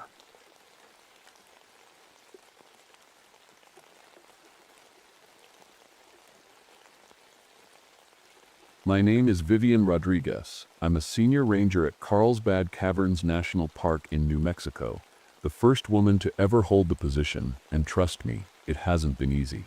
People don't think I belong here, but I've spent my life studying caves. I know them better than I know myself. Still, every time I step into one, my heart races and my hands sweat. Claustrophobia doesn't go away, you just learn to live with it. It was a quiet morning when everything started. The sun was shining, tourists were snapping pictures, and I was leading a VIP group through the main sections of the caverns. You know the usual stuff, pointing out stalactites and stalagmites, explaining how they form over thousands of years. I've done this tour 100 times. But then, just as we were wrapping up, the ground shook. It wasn't a big earthquake, just enough to make everyone stop and look around nervously. Dust fell from the ceiling, and I heard someone gasp, "Is this normal?" One of the visitors asked. "Nothing to worry about," I said quickly, even though my stomach was doing flips. Earthquakes can open up new fissures in caves. It's rare, but it happens. And sure enough, when we checked the area later, there it was, a narrow crack in the rock wall that hadn't been there before. The park director called an emergency meeting that afternoon. He wanted to send someone in to check it out before announcing anything to the public. "We need to make sure it's safe," he said. "No surprises." I volunteered immediately. Some of my colleagues looked at me like I was crazy. They always do, but this is what I live for. Exploring the unknown, that's why I became a ranger. As we were leaving the meeting, someone mentioned that a couple of local teenagers had gone missing recently. "Probably nothing," they said, but the timing felt odd to me. That night, as I packed my gear for the descent, I couldn't shake the feeling that something wasn't right. But I told myself it was just nerves. After all, caves are unpredictable places, and so is life. I stood at the edge of the new fissure, my helmet light cutting through the darkness. The air felt colder than usual, and there was a faint smell like damp earth mixed with something metallic. My team was small but solid. Lewis, our photographer, who never stopped cracking jokes. Martinez, a geologist who could tell you the age of a rock just by looking at it. And Hoffman, a park security officer who didn't say much but always looked like he was ready for trouble. "Ready?" I asked, trying to sound confident. They nodded, and we began our descent. The crack led to a narrow tunnel that twisted and turned like a snake. It wasn't on any of our maps, which made it exciting, but also dangerous. We marked our path as we went, using chalk and reflective tape so we could find our way back. At first, everything seemed normal. The walls were covered in calcite formations that sparkled when our lights hit them. Lewis kept snapping pictures, saying things like, "This is gonna make the cover of National Geographic." His voice echoed strangely, bouncing off the walls in ways that didn't quite feel right. About an hour in, the temperature dropped sharply. "Is it just me, or is it freezing down here?" Martinez asked, rubbing his arms. "It's not just you," I said. "Caves have their own climate, but this was unusual." My breath was visible in the beam of my flashlight.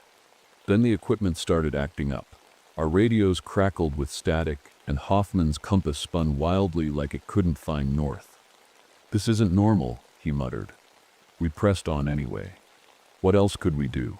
But then Martinez slipped. One second he was walking ahead of me, the next he was gone. I heard him scream as he fell into a pit just off the path. "Martinez!" I shouted, scrambling to the edge. He was lying at the bottom, clutching his leg. "I think it's broken," he groaned. We set up a rope system to pull him out, but as we worked, he said something that made my blood run cold. Something brushed past me down there. "What do you mean?" I asked. "I don't know," he said, his voice shaky. It felt alive. I told myself it was just his imagination, maybe a bat or a draft of air, but deep down I wasn't so sure. We decided to set up camp nearby so Martinez could rest before we tried to get him back to the surface. As I lay in my sleeping bag that night, staring at the jagged ceiling above me, I couldn't shake the feeling that we weren't alone down there. I woke up to the sound of dripping water. For a moment, I forgot where I was, but then the cold, damp air brought me back. We were still deep underground, and Martinez was still injured. He looked pale, his forehead slick with sweat. "How are you feeling?" I asked. "Like I got hit by a truck," he muttered, forcing a weak smile. We decided to push forward a little further before heading back to the surface. Martinez insisted he could manage with some help, and we didn't want to leave without learning more about the fissure. But something about the cave felt different. That morning, the air was heavier, and every sound seemed louder than it should have been. As we moved deeper, we found something strange. Old equipment, rusted lanterns, ropes, even a canteen, scattered along the floor. "This stuff looks like it sips from the 1940s, Lewis said, picking up a corroded climbing hook. "But there sips no record of anyone exploring this section." "Maybe they didn't make it out," Hoffman said grimly. The walls around us began to change, too. Instead of smooth rock, they were covered in markings, lines, and shapes carved into the stone. At first, I thought they were natural patterns, but the more I looked, the more deliberate they seemed. Geometric shapes repeated over and over, like some kind of language. "Pictographs?" Martinez asked weakly from where he leaned against Hoffman for support. "Maybe," I said, running my fingers over one of the carvings, but they didn't look like any indigenous art I'd ever seen. They felt wrong somehow, like whoever made them wasn't trying to tell a story, they were trying to warn us. Then we found the chamber. It was massive, with a ceiling so high our lights couldn't reach it. The floor was littered with strange formations, columns of calcite that looked almost human. Some were small and hunched, others were tall and stretched unnaturally thin. "These formations are incredible," Lewis whispered as he snapped photos. But as we walked among them, I started to notice something unsettling. They weren't random, they were arranged in rows like statues in a gallery. That's when Martinez started mumbling under his breath. "They're watching us," he said. "What?" I asked, turning to him. "They're in my head," he whispered, clutching his temples. His eyes were wide with fear. Before I could respond, a faint movement caught my eye at the edge of my flashlight beam. Something pale darted between two columns, so fast I almost thought I imagined it. "Did you see that?" I asked, my voice barely above a whisper. "See what?" Hoffman said sharply, scanning the darkness with his light. "I don't know," I admitted, "but we need to get out of here." We turned back toward the tunnel we'd come through, but it wasn't there anymore. A fresh rockfall had sealed it off completely. My chest tightened as panic set in. We were trapped, and somewhere in the darkness, something was watching us. We stared at the wall of rock where the tunnel used to be. The collapse wasn't natural, that much was clear. The edges of the rubble were sharp, almost deliberate, like something or someone had done this on purpose. "We're trapped," Lewis said, his voice shaking. "Not yet," I replied, trying to sound calm even though my heart was pounding. "There's always another way in caves, we just need to find it." But deep down, I wasn't so sure. The carvings on the walls, the strange formations, the pale figure I thought I saw, it all felt connected, and none of it felt right. We decided to set up camp again, hoping Martinez could rest while we figured out our next move. He'd gotten worse, his skin was clammy, and he kept mumbling things that didn't make sense. "They're here, they've always been here, they're waiting." His words sent chills down my spine. That night, I couldn't sleep. Every time I closed my eyes, I felt like something was standing just outside the glow of our lanterns, watching us. The darkness felt alive, pressing in from all sides. I told myself it was just my imagination, but then Martinez screamed. I bolted upright, my flashlight in hand. His sleeping bag was empty. "Martinez," I shouted, my voice echoing through the cavern. We found his harness near one of the columns, the straps torn and covered in a slimy, viscous film that smelled faintly metallic. There was no sign of him anywhere else. It was like he'd vanished into thin air. "What the hell is going on?" Hoffman growled, gripping his flashlight like a weapon. Before I could answer, Lewis shined his light toward the far end of the chamber and froze. "Do you see that?" he whispered. At first, I didn't know what he was talking about, but then I saw them, dozens of tiny reflections in the darkness. Eyes, hundreds of them, staring back at us. "Turn off your lights," I whispered urgently. "What? Why?" Hoffman asked. "Just do it," I snapped. Reluctantly, we switched off our flashlights. The chamber plunged into complete darkness, but then we heard a soft clicking sound, like nails tapping against stone. It came from everywhere and nowhere at once, growing louder with each passing second. And then came the voices. At first they sounded like whispers, faint and distant, but they grew louder until it felt like they were inside my head. They weren't speaking English, or any language I recognized, but somehow I understood them. "You shouldn't be here." I gripped my helmet tightly, trying to block out the sound. My breathing was shallow, my chest felt tight, and then I saw them just for a moment, as Lewis's camera flashed. The creatures were pale and thin, with skin so translucent you could see their veins beneath it. Their eyes were huge and black, reflecting the light like mirrors. They moved unnaturally fast, their limbs bending in ways that shouldn't have been possible. Lewis lowered his camera slowly, his face pale as a ghost. "They're everywhere," he whispered. "We had to get out. Now." We didn't sleep after that. How could we? Every sound, every shadow felt like a threat. The creatures didn't attack us outright, but they didn't leave either. They stayed just beyond the edge of our lights, watching, waiting. By morning, if it even was morning, we decided to move. Staying in one place felt like asking for trouble. We packed up what little gear we had left and started searching for another way out. The deeper we went, the stranger the cave became. The walls were covered in more of those carvings, lines, and shapes that seemed to pulse when you stared at them too long. The air grew warmer, almost humid, and there was a faint glow coming from somewhere ahead. When we reached the source of the light, I stopped dead in my tracks. The chamber was enormous, bigger than anything I'd ever seen underground. The walls shimmered with a faint bioluminescent glow, coming from patches of fungus that clung to the rock. In the center of the room was something even stranger, structures made of stone and bone arranged in patterns that looked almost intentional, like buildings in a city. "This isn't natural," Lewis whispered, his voice trembling. "No," I agreed, swallowing hard. "It's not." As we moved closer, we saw more details, tools made from carved rock and bone, piles of strange objects that looked like they'd been collected over centuries. And then there were the remains. Human remains. They were everywhere, bones arranged in spirals and circles, some of them so old they crumbled to dust when touched. Others were disturbingly fresh. "What is this place?" Hoffman muttered, his voice barely audible. "I think it sets a hive," I said slowly. "A home." Lewis knelt by one of the piles of bones and picked up something small, a locket on a chain. He opened it and froze. "This belonged to one of the missing teenagers," he said quietly. Before I could respond, we heard a sound, a low hum that seemed to vibrate through the air. It wasn't coming from any one direction, it was all around us. And then we saw him. At first, I thought it was another one of the creatures, but as he stepped into the light, I realized he was human, or at least, he used to be.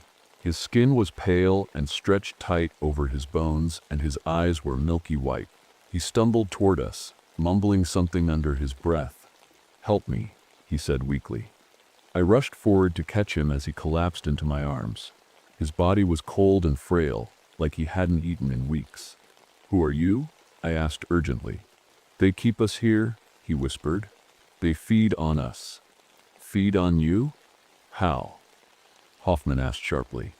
"Not our bodies," the man said, his voice barely audible now. "Our minds, our fear, our memories." I felt a chill run down my spine as his words sank in.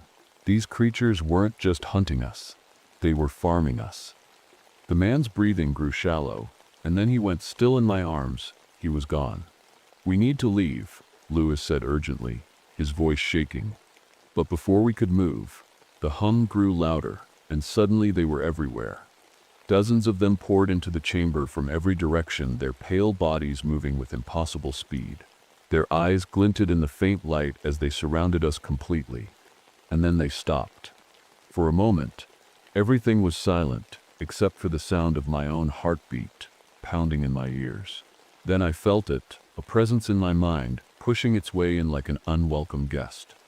Images flashed before my eyes, cities crumbling into dust, oceans swallowing land, stars winking out one by one, and then I saw them, humans descending into darkness over centuries until they became this. They were human. I whispered aloud without realizing it. They were just like us. And now they weren't set anymore. I couldn't move. My legs felt like they were rooted to the ground, and my mind was spinning with the images the creatures had forced into my head. Cities crumbling, darkness swallowing the world, and people turning into them. It wasn't just a story, it was their history. They were showing me who they were, what they had become. "They're not going to let us leave," Lewis whispered, his voice trembling. "They set hurting us." I said, the realization hitting me like a punch to the gut. They set pushing us deeper. Hoffman gripped his flashlight tightly, his knuckles white. "We're not just going to sit here and let them kill us," he growled. But killing us wasn't their plan. Not yet. They wanted something else. I could feel it in the way they stared at us, their huge black eyes unblinking.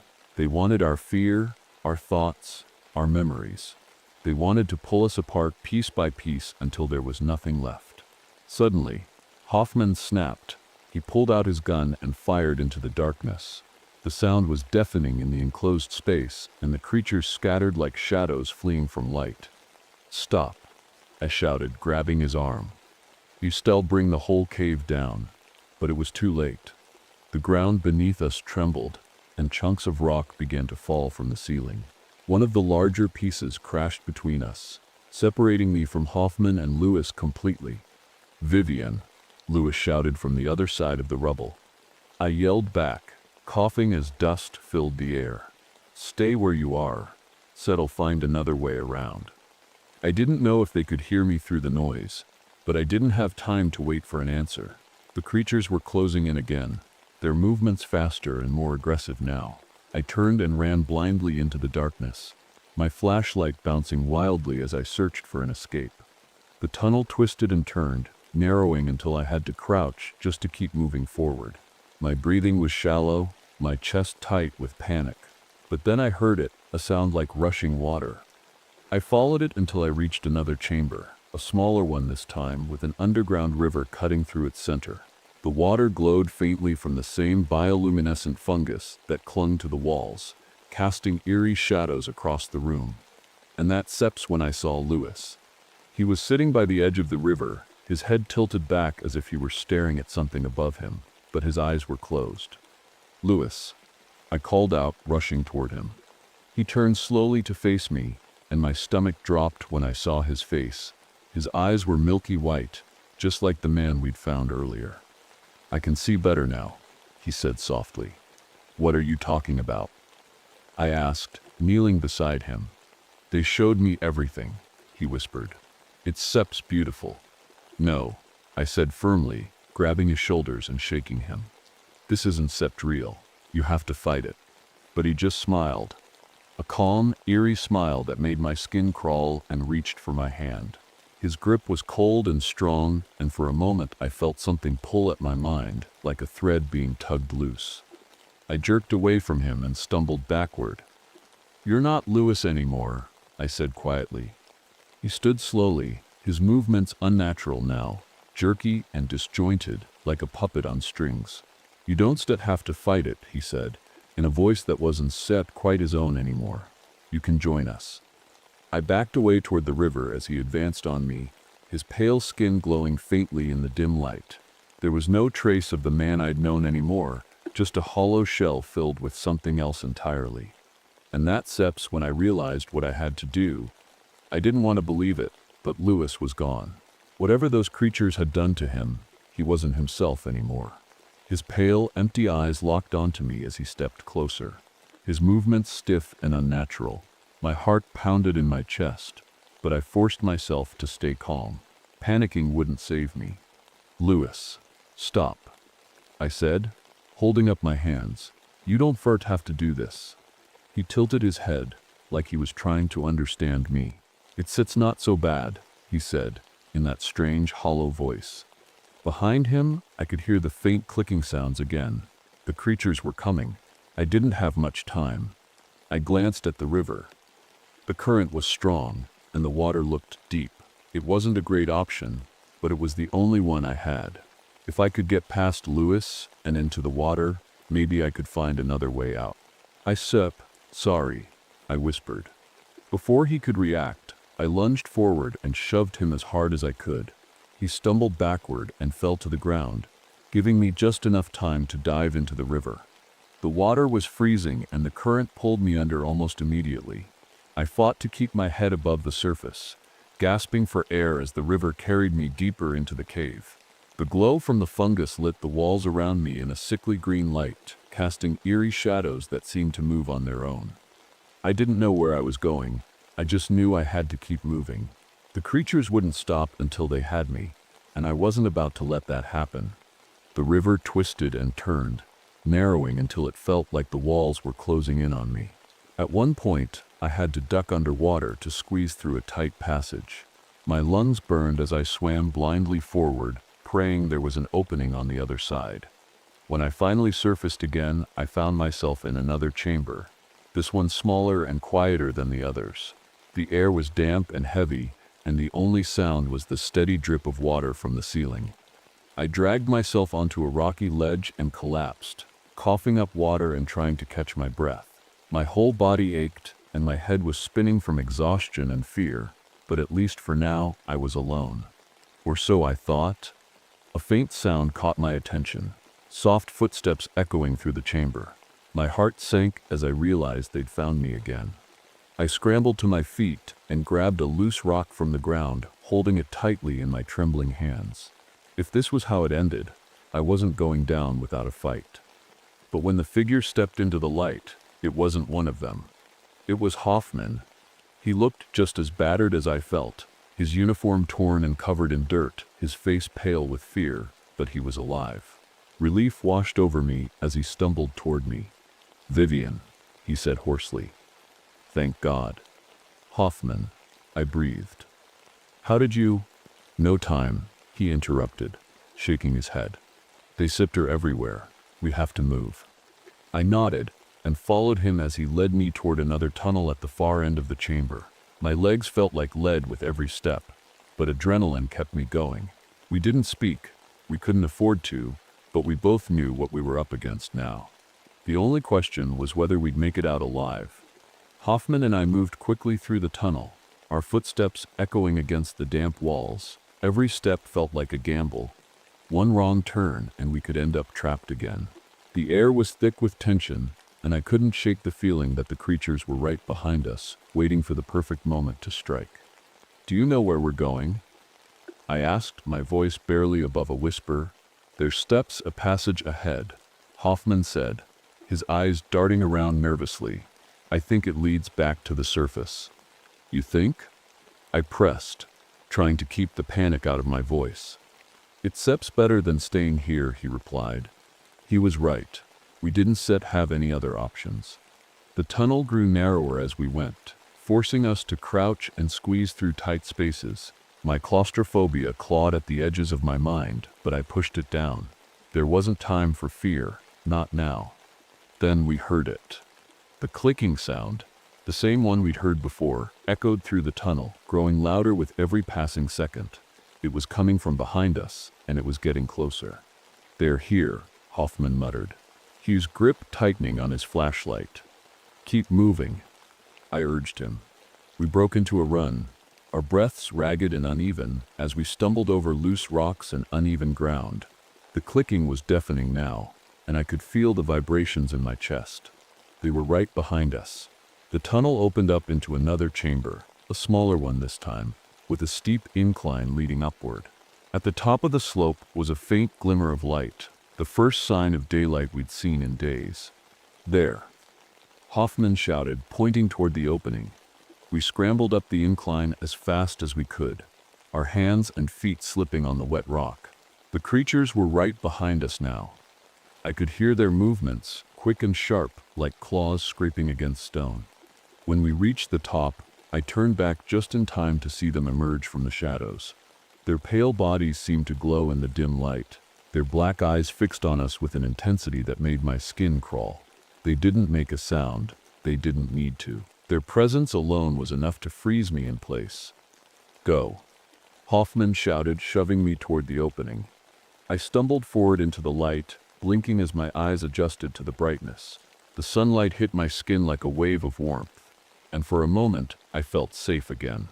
But then Hoffman screamed. I turned back just in time to see him dragged down by one of the creatures. He fought hard, kicking and swinging his flashlight like a club, but there were too many of them. They swarmed him like shadows swallowing light. "Hoffman," I screamed, reaching for him, but he shook his head. "Run," he shouted before disappearing into the darkness. I hesitated for only a moment before turning and running as fast as I could toward the surface. The tunnel grew brighter with every step until I finally burst out into the open air. The sun was rising over the horizon, painting the sky in shades of orange and pink.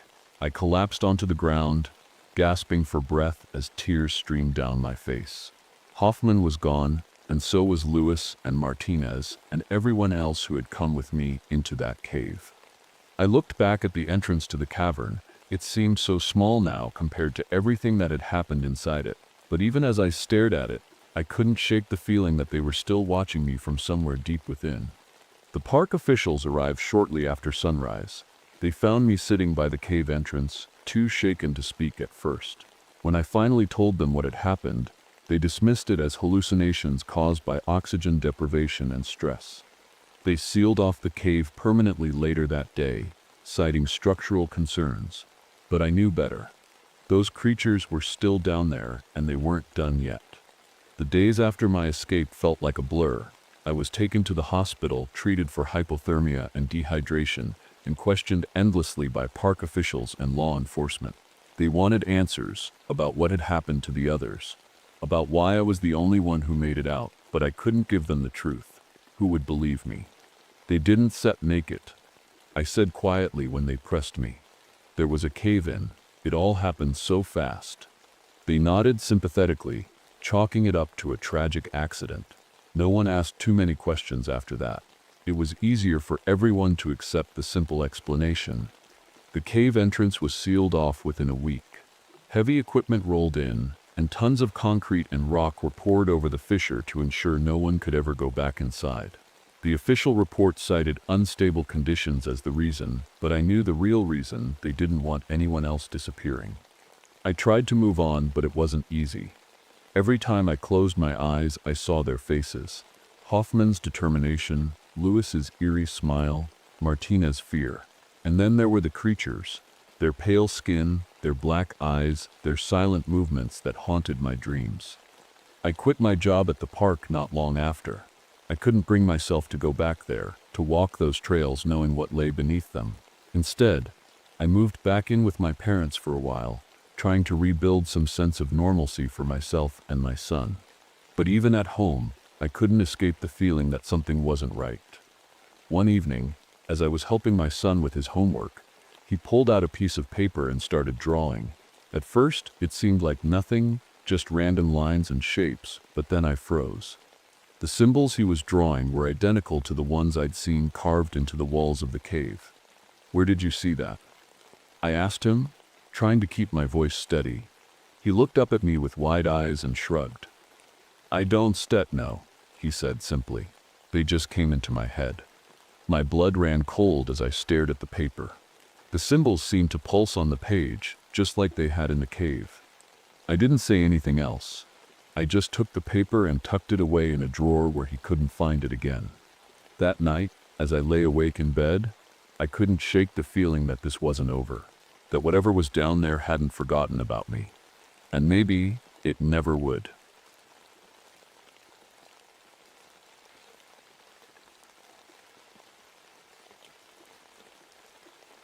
My name is William Harrison, but most folks around here just call me Bill. I'm a ranger stationed in the Boundary Waters Canoe area, deep in the Superior National Forest of Minnesota. I've spent over 30 years in these woods, watching over the land, its creatures, and the people who come seeking adventure, or sometimes trouble. The winters here are brutal, but this one feels different. It's colder than I remember, harsher somehow. Maybe it's just me getting older, or maybe it's something else. I live alone now. My wife Sarah passed away 3 years ago. Cancer took her, and it took a piece of me with her. She loved this place as much as I do, maybe even more. She carved me a wooden loon whistle before she got sick, said it was meant to bring me peace when I needed it most. I carry it everywhere, tucked in my jacket pocket like a little piece of her still with me. The first snow came early this year, thick flakes that blanketed the forest in silence. I spent the morning securing supplies at my remote ranger station. The blizzard warnings were serious, and once the storm hit, there'd be no way to get help or even contact headquarters. The old radio crackled as I tried to make one last call to check in, but all I got was static before the signal died completely. As I worked, something caught my eye outside the cabin window. The deer had disappeared from the area days ago, along with most of the rabbits and birds, but now there were tracks in the fresh snow. They weren't normal tracks. They were heart-shaped and too large for any animal I've ever seen. They circled the cabin like someone, or something, had been watching me. I grabbed my flashlight and stepped outside to take a closer look. The cold bit into my skin like tiny needles, but I ignored it as I followed the tracks around the cabin. They led into the woods and vanished under a cluster of pine trees. For a moment, everything was quiet, too quiet, and then I heard it, a low whisper carried on the wind. It wasn't words exactly, more like a feeling pulling at me. I shook it off and hurried back inside, locking the door behind me. Whatever was out there wasn't natural, and I wasn't about to find out what it wanted. The storm hit hard that night. Wind howled through the trees, shaking the cabin like it was made of paper. Snow piled up against the windows, and the temperature dropped so low I could see my breath inside. I added more wood to the fire and tried to keep busy, but my mind kept drifting back to those tracks outside. I couldn't explain them, and that whisper still lingered in my head. I was just about to turn in for the night when I heard a knock at the door. It startled me. I wasn't expecting anyone out here, especially during a storm like this. I grabbed my flashlight and opened the door cautiously. Standing there were a young couple bundled up in coats that looked far too thin for this weather. "Please," the woman said, her voice shaking. "We stir lost. Can we come in?" I hesitated for a moment, but they looked desperate and freezing. "Of course," I said, stepping aside to let them in. Their names were Thomas and Rebecca Miller, and they said they'd been hiking when the storm caught them off guard. They were both pale, but Thomas looked worse. His cheeks were hollow, and his eyes had a strange shine to them. Rebecca kept glancing at him like she was worried about something she wasn't saying out loud. I gave them some soup and blankets, and they warmed up by the fire. As we talked, I realized something odd. The route they claimed to have taken didn't make sense. The trails they mentioned were miles away from here and would have been impossible to hike in this weather. That night, as we tried to sleep, strange sounds started outside the cabin, scraping noises and heavy footsteps circling the walls. I sat up in bed, gripping my flashlight tightly. Thomas stirred in his sleep, mumbling something I couldn't make out, his voice sounding almost layered, like two people speaking at once. I stayed awake until morning, listening to those sounds and wondering what I'd gotten myself into. When morning came, the storm hadn't let up. Snow was piled so high against the cabin door that I had to shove it open just to step outside. The air was bitter cold, and the sky hung heavy with gray clouds. It felt like the kind of day where something bad was bound to happen. Inside, Thomas was eating like a man possessed. He devoured 3 bowls of oatmeal and still looked hungry, his eyes darting around the room like he was searching for more. Rebecca sat quietly by the fire, her hands trembling as she held her mug of tea. She hadn't eaten much, and her face was pale and drawn. "Are you sure you're okay?" I asked her, trying to keep my voice steady. She nodded but didn't look at me. "We've just been out in the cold too long," she said softly. That didn't sit right with me. Something about them felt off, especially Thomas. His movements were jerky, almost unnatural, and his skin had taken on a grayish tint. I decided to check their backpack while they were distracted.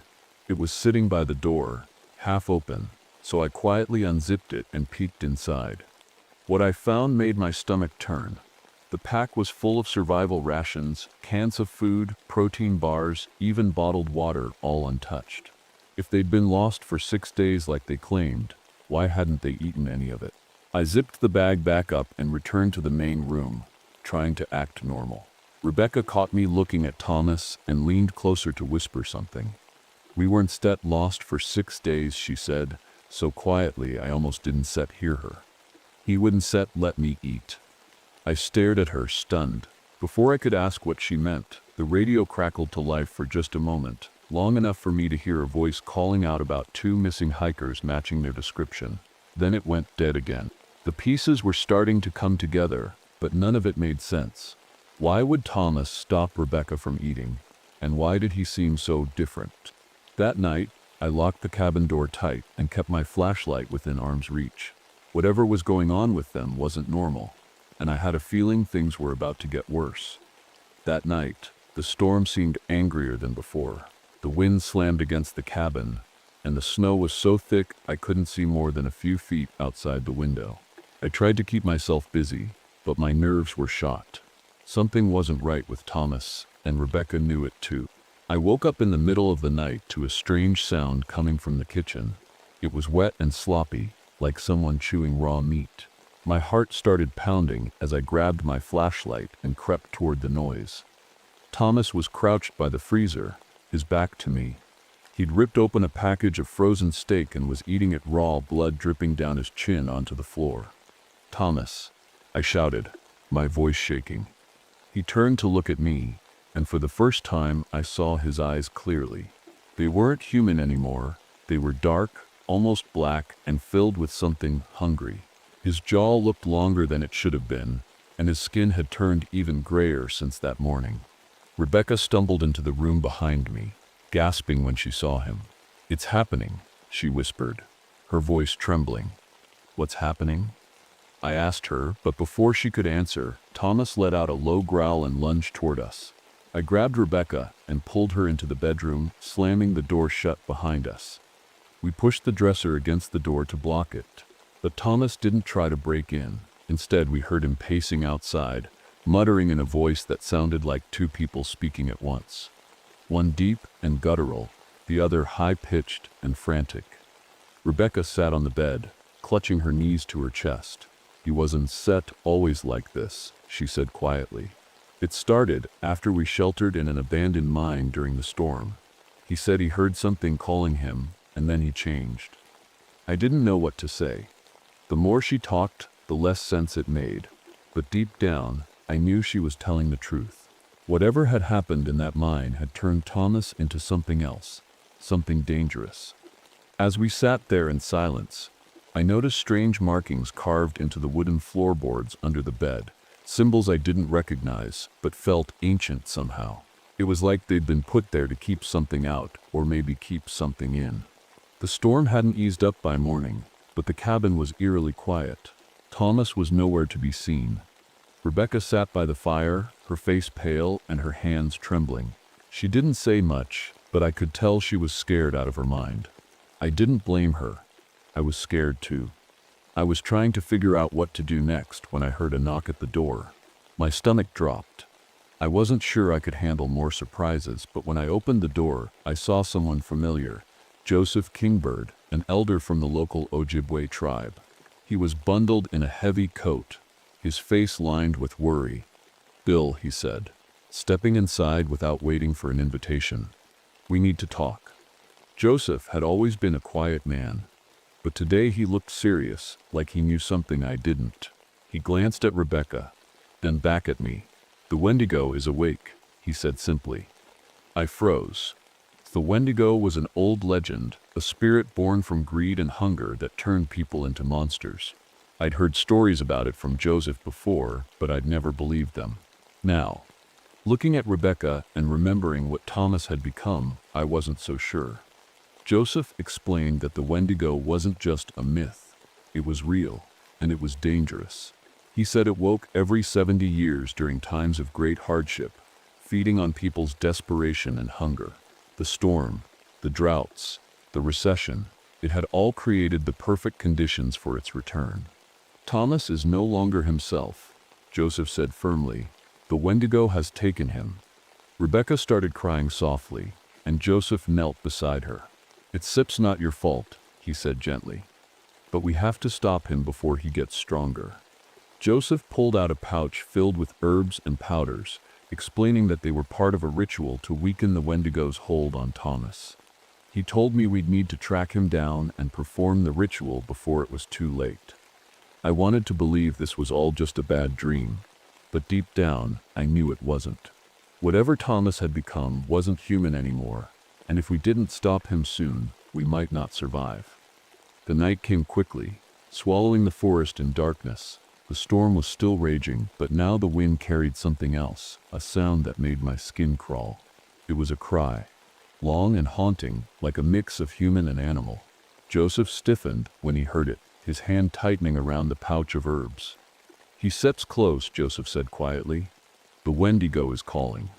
Rebecca was sitting by the fire, wrapped in blankets, but she looked worse than before. Her cheeks were sunken, her lips cracked and pale. She hadn't said much since Joseph arrived, but now she spoke up, her voice barely above a whisper. "It's Sep's my fault," she said, staring into the flames. "I should stopped him when I had the chance." Joseph shook his head. "You couldn't have stopped him," he said firmly. "The Wendigo preys on weakness. It would found another way." Before I could respond, there was a loud crash outside the cabin. I grabbed my flashlight and rifle, while Joseph prepared his herbs. Rebecca stayed inside, too weak to move. We stepped out into the storm, the cold biting through our coats like knives. Snow swirled around us, making it hard to see, but then we spotted him, Thomas, standing at the edge of the tree line. He wasn't human anymore. His arms and legs had stretched unnaturally long. His skin was gray and cracked like old bark, and his face, it wasn't his face anymore. It was twisted into something monstrous, with hollow eyes that glowed faintly in the dark. "Thomas," I shouted, though I knew it was useless. He let out a guttural growl and lunged toward us faster than I thought possible. Joseph threw a handful of herbs into the air and began chanting in Ojibwe, his voice steady despite the chaos around us. Thomas stopped for a moment, seemingly confused by the smoke from the herbs, but then he turned his attention to Rebecca inside the cabin. Before we could stop him, he crashed through the window and attacked her. I ran inside just in time to see him bite into her shoulder before disappearing back into the storm. Rebecca was barely conscious, blood staining her blanket as Joseph worked quickly to stop the bleeding. Through her tears and pain, she whispered one last thing: "He brought me here because he needs you." The storm finally began to ease by morning, but the damage was done. Rebecca was alive, but barely. Her skin was pale as snow and her breathing was shallow. Joseph had done all he could to stop the bleeding, but it was clear she didn't have much time left. "We can wait any longer," Joseph said, his voice grim. "If we don't stop him now, their step will be nothing left of Thomas or us." I nodded, grabbing my rifle and some extra rounds. My hands were shaking, not just from the cold, but from something deeper: fear. I wasn't sure if it was fear of Thomas or fear of what I'd have to do to stop him. Joseph led the way into the forest, following tracks in the snow that were too large and too deep to belong to any man. The air felt heavier the farther we went, like the forest itself was holding its breath. As we walked, Joseph told me more about the Wendigo. "It doesn't just kill," he said. "It consumes body and soul. Every victim makes it stronger." The thought made my stomach turn. I'd seen what Thomas had done to Rebecca, and I couldn't let it happen to anyone else. The tracks led us deeper into the woods, past frozen streams and jagged cliffs. We found signs of his passing: shredded animals, broken branches, and claw marks on trees that looked like they'd been made by something far bigger than a man. Then we found something worse: a pile of bones half buried in the snow. Some were animal, but others were human. Joseph knelt by the bones, murmuring a prayer under his breath. "These are the ones who came before us," he said quietly. "Rangers, hunters, people who disappeared over the years." I felt a chill run down my spine that had nothing to do with the cold. This thing had been here for decades, maybe longer, and no one had ever stopped it. We pressed on until we reached a clearing where the trees opened up to reveal a frozen lake. The ice was cracked and uneven, with strange patterns etched into its surface, circles and symbols that looked almost deliberate. Then I heard it again, that cry, part human and part animal, and felt my blood turn to ice. Thomas was here, watching us from somewhere in the shadows. Before I could react, he lunged out of nowhere, knocking Joseph to the ground. I raised my rifle, but my hands were trembling so badly I couldn't get a clear shot.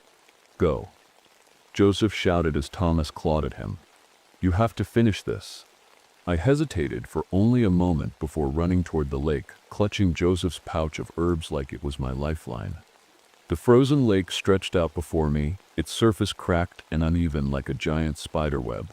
The storm had calmed, but the air was still bitter cold, and the silence was deafening. I could feel Thomas, or whatever he'd become, watching me from the shadows. My heart was pounding, but I kept moving toward the center of the lake, clutching Joseph's pouch of herbs tightly. I stopped when I reached a strange formation in the ice, a jagged hole surrounded by symbols etched into the surface. It looked ancient, like it had been there for centuries. The air around it felt colder than anywhere else, and I knew this was where it would end. Then I heard his voice, Thomas Sip's voice, but it wasn't Sip really him anymore. It was layered, distorted, like two voices speaking at once. "Bill," it whispered, dragging out my name. "Why fight it? You Sipped are already mine." I turned to see him standing at the edge of the lake, his body fully transformed. He was impossibly tall now, his limbs stretched thin like tree branches, and his face was nothing but a twisted deer skull with glowing eyes. He moved slowly toward me, each step cracking the ice beneath him. "Thomas," I said, trying to keep my voice steady. "You don't have to do this." He tilted his head in that unnatural way, and then he laughed, a sound that made my stomach churn. "This isn't Sept about me," he said. "It's Sept's about you." I froze as his words sank in. Joseph had said the Wendigo needed me specifically, but I hadn't understood why until now. It wasn't just feeding on Thomas's hunger, it was feeding on mine. My grief for Sarah, my fear of losing control to Parkinson's disease, it had been pulling me toward this moment all along. Thomas lunged at me, faster than I could react. He knocked me to the ground, his claws tearing into my coat as I struggled to push him off. The pouch of herbs spilled onto the ice, and I grabbed a handful, throwing them into his face. He recoiled for a moment, but it wasn't enough. I scrambled to my feet and pulled out the wooden loon whistle Sarah had carved for me. It felt warm in my hand despite the cold, and I blew into it as hard as I could. The sound echoed across the lake, clear and haunting like her voice calling out to me. Thomas froze, his glowing eyes flickering for just a moment before he let out an ear-piercing scream. The ice beneath us began to crack violently as if something deep below was waking up. I reached into my emergency bag and pulled out a stick of dynamite, the last resort for clearing blocked trails, and lit the fuse with trembling hands. "Come and get me," I said, backing toward the center of the lake. Thomas lunged again, just as the dynamite exploded, shattering the ice beneath us. We plunged into freezing water together, his scream fading as we sank deeper into the darkness. The dawn broke quietly over the frozen lake, the storm finally gone. The ice was shattered in the center, leaving a jagged hole filled with dark, freezing water. The snow had stopped falling, and the forest stood still, as if holding its breath. The search team arrived later that morning, called in by Joseph, after he managed to limp back to the ranger station. They found the lake, the broken ice, and scattered signs of the struggle, but no bodies. Thomas was gone, and so was I. Rebecca survived, though barely. She was taken to the hospital but never fully recovered. She told the search team everything about Thomas, about the Wendigo, about what happened at the cabin, but they didn't believe her. They said she was delirious from blood loss and frostbite. Eventually, she stopped talking about it altogether and was moved to a psychiatric facility for treatment. Joseph stayed behind to protect the land. He carved new warning markers into trees around the territory and performed rituals to keep the Wendigo from returning. He told Rebecca and anyone who would listen that my sacrifice had banished it for now, but that it would come back someday when hunger and greed took root again. Weeks later, my journal was found in the ranger station, tucked neatly under my bed. It contained detailed notes about the Wendigo legend, its cycles of awakening, and everything I had witnessed over those 4 days. The authorities dismissed it as fiction, a ranger's attempt to make sense of a tragic accident, but Joseph knew better. The station was closed for the rest of the winter season, and a new ranger was assigned there the following year. On his first night in the cabin, he found something strange, a single heart-shaped footprint etched into the floorboards beneath his bed.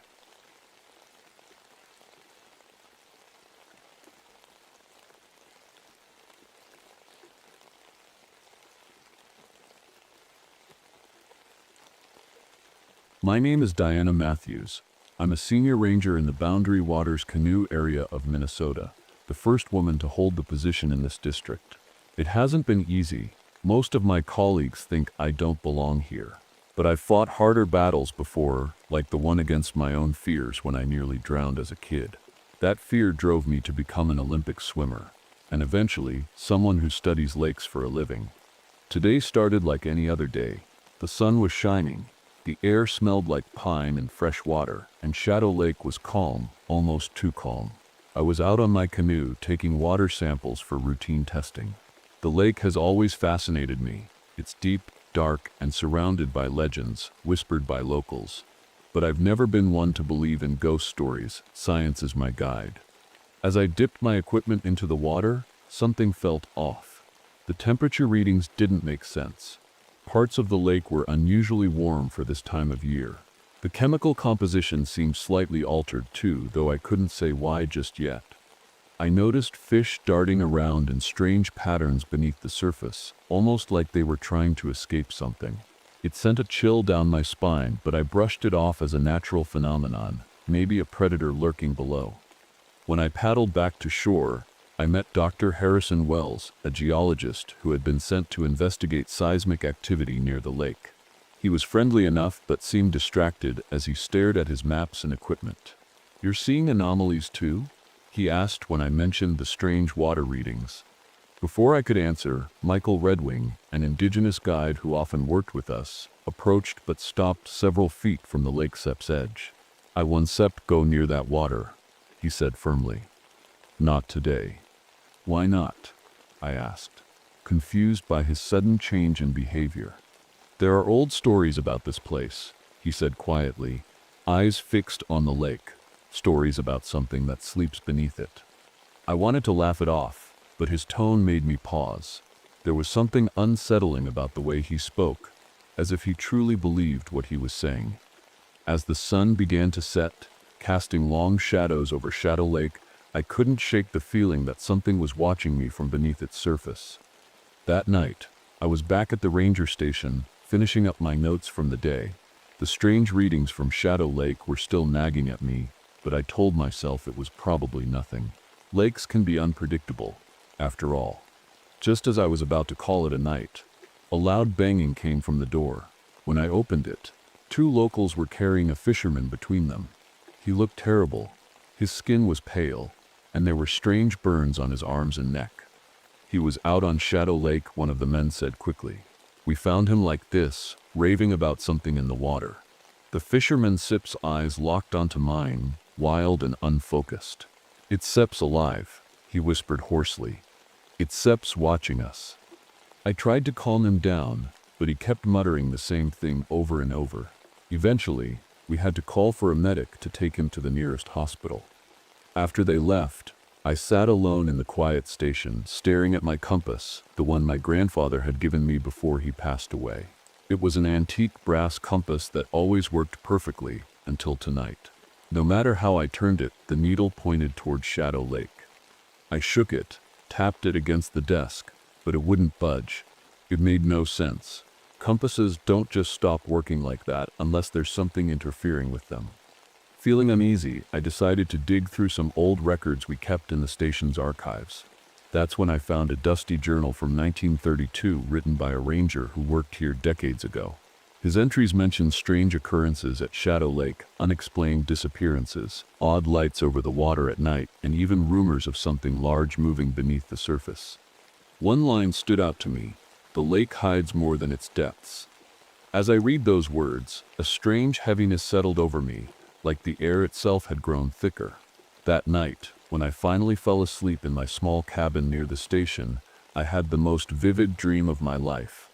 I was underwater, not in Shadow Lake, but somewhere ancient and endless. The water glowed faintly with a greenish light, and strange creatures swam around me, things I'd never seen before in any textbook or research paper. They looked like they belonged to another time, another world. When I woke up gasping for air, my heart pounding in my chest, I realized something else. My compass was still on my nightstand, and it was still pointing toward Shadow Lake. The next morning, I couldn't shake the dream or the strange events from the night before. Something wasn't right about Shadow Lake, and I was determined to figure out what was happening. Dr. Wells joined me as I prepared my canoe for another trip out on the water. He had brought some equipment to take core samples from the lake bed, hoping to find clues about the seismic activity in the area. As we paddled toward the center of the lake, the air felt heavier, almost like a storm was coming, even though the sky was clear. The water was eerily still, and I couldn't hear any birds or insects nearby. It was so quiet that every sound, the paddle hitting the water or breathing, felt amplified. When Wells lowered his sampling device into the lake, he frowned at the readings. "This doesn't make sense," he muttered. "There's Sepp's organic material down there, but it's Sepp's not like anything I've seen before." "What do you mean?" I asked, leaning closer to his monitor. "It's Sepp's alive," he said hesitantly. "But it's Sepp's not plant life or fish, it's Sepp's something else." Before we could discuss it further, we spotted something unusual near the shore, a pile of abandoned equipment half buried in mud. When we went to investigate, we realized it was old military gear, rusted diving suits, broken sonar devices, and a box marked Operation Deep Channel. "What is this?" I asked aloud, brushing dirt off one of the boxes. Wells looked uneasy. I heard rumors about military projects in this area during the Cold War, he said. They were testing underwater weapons or something like that. As we examined the equipment, a strange sound echoed across the lake, a low, rumbling noise that seemed to come from deep underwater. It wasn't like anything I'd heard before. It sounded almost alive, like a heartbeat or a growl. We tried to radio back to headquarters for backup, but all we got was static mixed with faint noises that sounded like whale songs. Wells adjusted the frequency several times, but nothing worked. Later that afternoon, we found something even more unsettling. Ancient cave paintings near a rocky part of the shore. They showed figures kneeling before a massive serpent-like creature in the water, a creature with glowing eyes and multiple limbs. "Do you think this is just mythology?" Wells asked nervously as he traced one of the drawings with his finger. "I don't know," I admitted, feeling a chill run down my spine. "But whatever step's happening here, it's been happening for a long time." As I reached out to touch one of the cave walls, my vision blurred for a moment and everything went black. When I came to, Wells was shaking my shoulder, looking panicked. "You just collapsed," he said urgently. "Are you okay?" I nodded weakly but didn't tell him what I had seen during those few seconds of darkness. A vision of Shadow Lake from above, glowing faintly as something huge moved beneath its surface. That night, the tension in the air was almost unbearable. The strange sounds we'd heard on the lake earlier still echoed in my mind, and the cave paintings haunted me. I couldn't stop thinking about what Michael Redwing had said, the stories about something sleeping beneath the water. As darkness fell, a search party arrived at the ranger station. 2 teenagers had gone missing earlier in the day. They were last seen canoeing on Shadow Lake, but no one had heard from them since. The parents were frantic, and I knew we had to act fast. Michael Redwing joined us reluctantly, though he refused to go near the water. Before we left, he pulled me aside. "You need to understand," he said quietly. "This isn't just a story or a legend. My grandfather told me about the thousand-mouthed one beneath. It calls to people, draws them in." I wanted to tell him that it sounded ridiculous, but something in his eyes stopped me. He truly believed what he was saying, and after everything I'd seen and heard, I wasn't so sure he was wrong. Out on the lake, we searched for hours with flashlights and spotlights, but there was no sign of the teenagers. Then, just as we were about to give up for the night, someone spotted their canoe floating near the center of the lake. When we reached it, my stomach dropped. The canoe was empty, except for a strange slimy residue coating the seats and edges.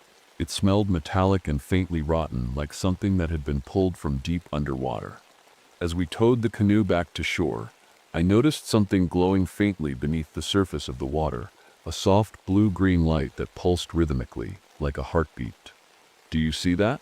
I whispered to Wells, who was paddling beside me. He nodded slowly, his face pale in the moonlight. "It's alive," he said in a voice barely above a whisper. Back at the station, things only got stranger. Wells started acting oddly. He was scribbling incomprehensible diagrams on scraps of paper and muttering to himself about patterns and connections. When I tried to talk to him, he barely seemed to hear me, his eyes glassy and unfocused. Meanwhile, Redwing shared more of his tribe's stories with me while keeping his distance from the lake. "It doesn't just take people," he said grimly. "It changes them." I didn't understand what he meant until later that night when I woke up from another vivid dream, this time of myself walking into Shadow Lake willingly, my body sinking deeper and deeper into its cold embrace while something massive waited for me below. When I sat up in bed, drenched in sweat, I realized something horrifying. My feet were wet. The next morning, I couldn't stop staring at my damp footprints on the cabin floor. I didn't remember leaving my bed, but somehow, I had been outside. My boots were still by the door, untouched, which meant I had walked out barefoot. The thought sent a shiver down my spine. I pulled myself together and joined the search team again. The missing teenagers still hadn't been found, and everyone was growing more desperate. As we combed the shoreline, we came across their canoe again, this time further down the lake. But what we found inside made my stomach turn. There were claw marks gouged into the wood, as if someone or something had tried to climb in or out. The same slimy residue coated the edges, and this time there were strands of something that looked like translucent hair or tentacles tangled in the seats. One of the search team members muttered, "What kind of animal does this?" But no one had an answer. By midday, things took an even darker turn. Wells insisted on diving near the center of the lake to collect more samples. I argued against it. Something about the water felt wrong, but he wouldn't listen. He suited up and went under while we waited anxiously on the boat. Minutes passed, then 10, then 20. When his equipment finally surfaced, it was empty. No Wells, just his oxygen tank and a few torn straps from his harness. Panic set in as we called his name over and over, but there was no response.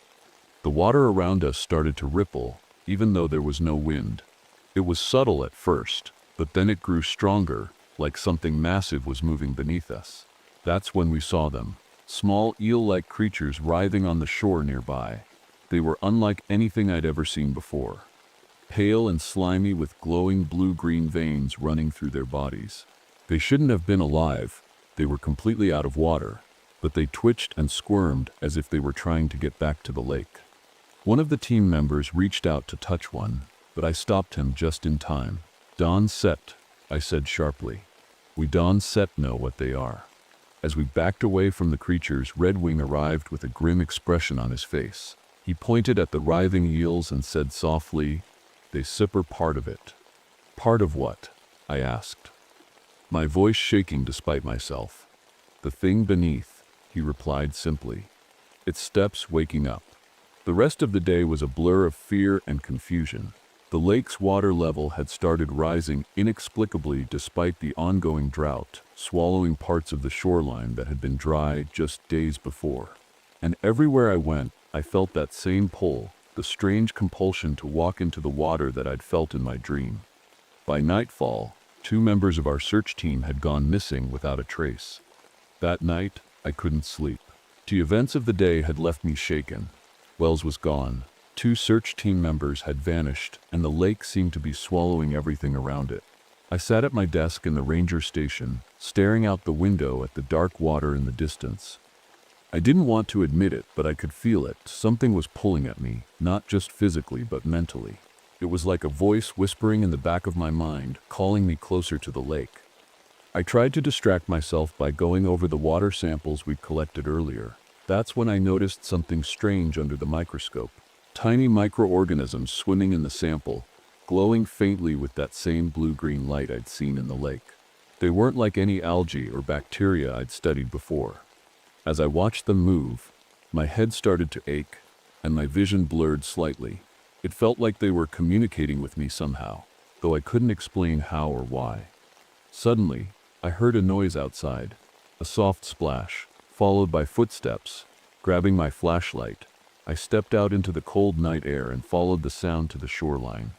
What I saw made my heart stop. 2 of the missing search team members were standing ankle-deep in the lake, their backs to me. Their clothes were soaked, and their heads hung low as if they were asleep on their feet. "Hey," I called out, running toward them. "What are you doing?" They didn't respond. Instead, they took slow, deliberate steps deeper into the water. "Stop," I shouted, grabbing one of them by the arm. His skin was ice cold and slick with that same slimy residue we'd found on the canoe. When he turned to look at me, his eyes were blank, completely white, like he wasn't even human anymore. Before I could pull him back, he wrenched free from my grip and disappeared beneath the surface along with his companion. The water rippled once and then went still again as if nothing had happened. Shaking, I stumbled back to the station and locked the door behind me. My hands wouldn't stop trembling as I tried to process what I'd just seen. That's when Redwing knocked on the door and came inside without waiting for an invitation. He looked grim but calm, like he'd been expecting this all along. "They spur gone," he said simply. "The lake has them now." "What is happening?" I asked desperately. "What is this thing?" He hesitated before answering, his voice low and steady. "It steps not just a creature," he said finally. "It steps something older than we can imagine, something that doesn't step belong here." I wanted to argue or tell him he was wrong, but deep down, I knew he wasn't. Whatever was in that lake wasn't just an animal or a natural phenomenon, it was something far beyond our understanding. That night, when I finally fell asleep out of sheer exhaustion, I dreamed again, not of myself this time, but of it. In my dream, I saw its massive body coiled beneath the lake bed like a sleeping giant. Its glowing eyes stared directly at me as if it knew who I was and what I feared most. When I woke up gasping for air, there was one thought echoing in my mind: it knows me now. By the time the sun rose, I knew I couldn't ignore what was happening anymore. Shadow Lake wasn't just dangerous, it was alive and it was waking up. Whatever was beneath the surface wasn't just pulling people in, it was changing them, making them part of itself. I spent the morning going through every piece of research I could find about the lake, its history, and the strange military equipment we discovered. That SEPS when I remembered the box labeled Operation Deep Channel. Inside were old documents and maps detailing experiments conducted decades ago. They weren't just testing underwater weapons. They were studying something they'd found deep in the lake bed. The files mentioned a biological anomaly that emitted electromagnetic pulses strong enough to disrupt radio signals and even human brain activity. One line stood out to me: subject exhibits vulnerability to copper-based compounds. It wasn't much, but it was something, a weakness. If this creature could be affected by copper, maybe there was a way to stop it before it took more lives. I reached out to an old contact, a retired military scientist named Dr. Alan Greaves, who had worked on similar projects years ago. When I described what was happening at Shadow Lake, he didn't sound surprised. "You're dealing with something that shouldn't exist," he said bluntly. "If it sets anything like what we studied back then, you need to act fast. Copper sulfate might work, but you still need a lot of it." I explained my plan to Redwing later that afternoon. He listened carefully but shook his head when I finished. "You don't understand," he said quietly. "This thing isn't just physical. It's spiritual too. It's connected to everything in the lake, maybe even beyond it."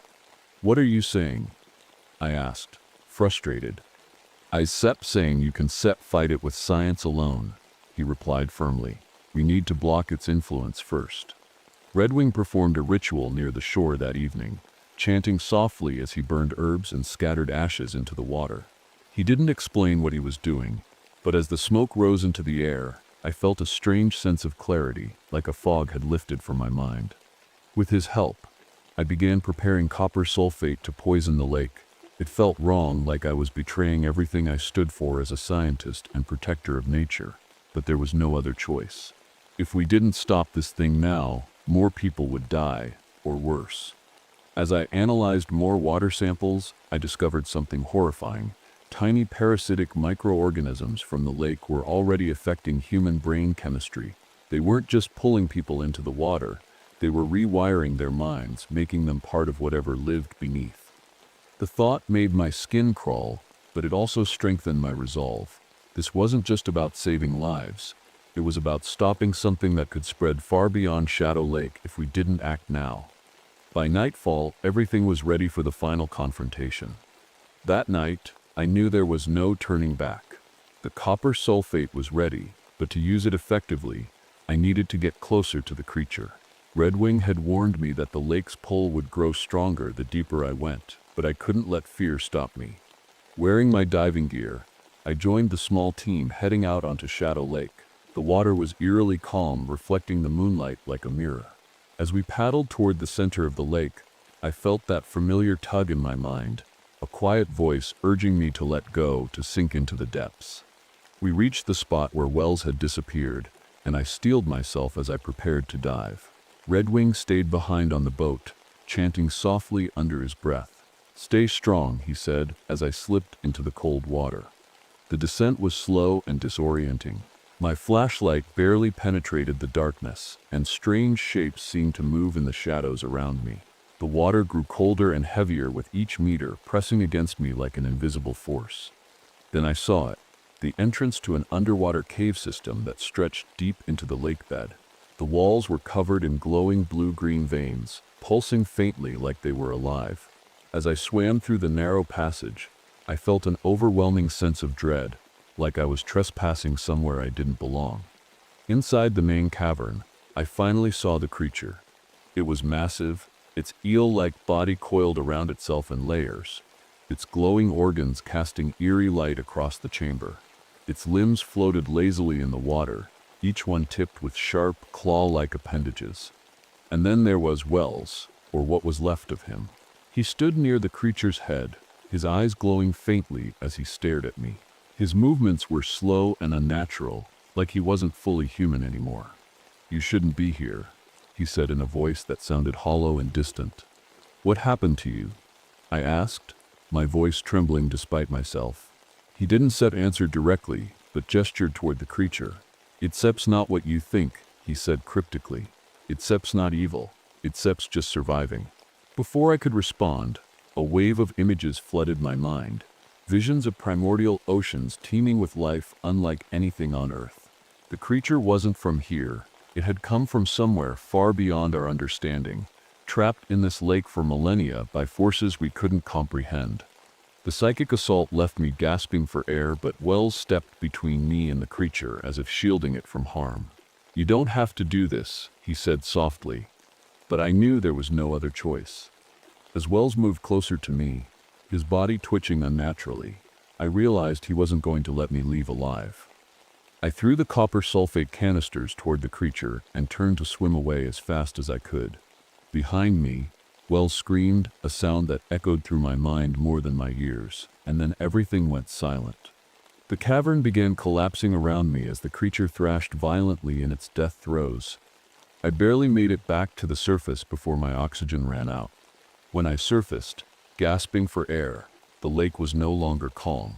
The water churned violently, waves crashing against the shoreline as the creature thrashed below.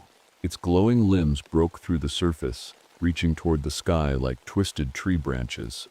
The copper sulfate was working, but it wasn't enough. The creature was too massive, too powerful. It wasn't dying, it was fighting back. Redwing pulled me into the boat, his face pale with fear. "Itcep's angry," he said simply, his voice trembling.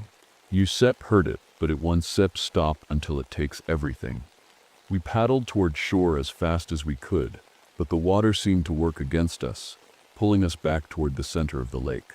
The creature's appendages stretched farther and farther, clawing at the land and dragging chunks of earth into the water. When we reached the shore, I saw military vehicles arriving, men in uniforms carrying heavy equipment and weapons. They weren't here to kill the creature. They were here to capture it. "You need to stop," I shouted at them as I ran toward their commander. "You don't understand what you start dealing with." But they ignored me, setting up sonar devices and explosives designed to trap the creature rather than destroy it. The ground trembled beneath my feet as the creature's thrashing grew more violent. The lake's water level was rising rapidly, flooding parts of the forest and swallowing everything in its path. I knew there was only one way to stop this. The dam upstream controlled the flow of water into Shadow Lake. If I destroyed it, I could drain the lake completely and expose the creature to air. It wouldn't survive outside its aquatic environment for long.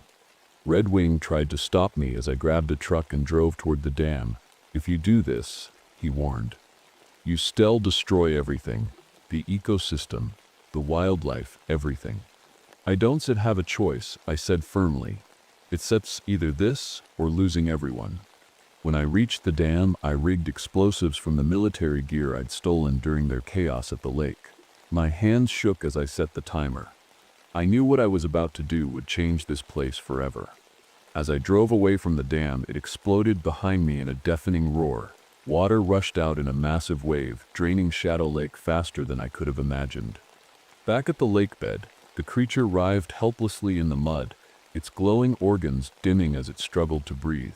Its appendages flailed weakly before collapsing one by one. The military moved in quickly, covering its body with tarps and loading pieces of it onto trucks. They didn't say a word to me or Redwing as they worked. They just packed up their equipment and left. The lake was gone. Nothing but a muddy crater remained where its dark waters had once been. The next morning, the landscape around Shadow Lake was unrecognizable. What had once been a pristine, untouched wilderness was now a muddy wasteland. The water was gone, the wildlife displaced, and the air felt heavy with loss. I stood at the edge of what used to be the shoreline, staring out at the empty crater. The creature's massive body was gone, hauled away by the military in the dead of night. They didn't leave any evidence behind, not even a footprint. It was as if they wanted to erase everything that had happened here. Redwing stood beside me, silent for a long time before finally speaking. "You did what you had to do," he said quietly. "But this place will never be the same." He was right. The lake was gone, and with it, an entire ecosystem that had existed for thousands of years. I knew I'd face consequences for what I'd done. An inquiry, maybe even dismissal from my position. But none of that mattered now. I'd made my choice, and I had to live with it. As the day went on, more military trucks arrived to quarantine the area. They put up fences and signs warning people to stay away, claiming it was a hazardous zone due to contaminated water. But I knew the truth. They didn't want anyone asking questions about what had really happened here. Before I left, I walked down to the muddy lake bed one last time. That's when I noticed something small glinting in the sunlight, a tiny puddle of water that hadn't dried up yet. I knelt down to examine it and froze. Inside the puddle were tiny glowing microorganisms, just like the ones I'd seen under my microscope. They swirled and pulsed faintly, almost as if they were alive, almost as if they were watching me. A chill ran down my spine as I realized what it meant.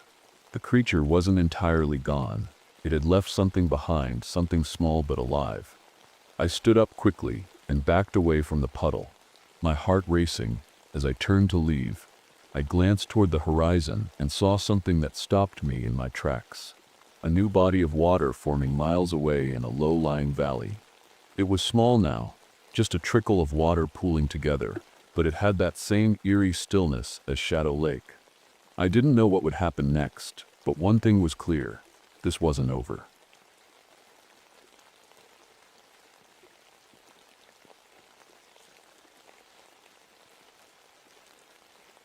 My name is Marcus Powell.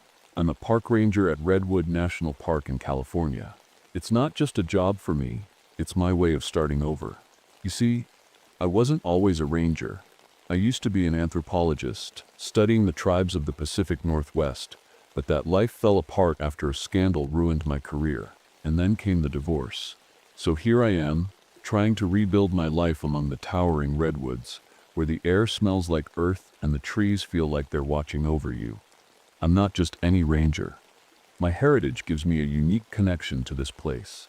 My father was African American, and my mother was Yurok, a Native American tribe that has lived here for generations. She taught me about the land, the plants, and the stories passed down through our people.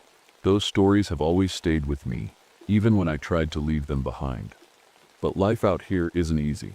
My arthritis has been getting worse lately, making it harder to hike through the forest like I used to. That's why I carry this walking stick. A hand-carved redwood staff with tribal symbols etched into it. It's more than just a tool. It's a reminder of who I am and where I come from. The park has been strange lately. The fog hasn't lifted for weeks, clinging to the coastline and creeping into the forest like it's alive. It's thicker than usual, and it moves in ways that don't make sense against the wind, swirling in patterns that seem deliberate. Some of the other rangers joke about it, calling it ghost weather, but I can't shake the feeling that something's wrong. This morning started like any other.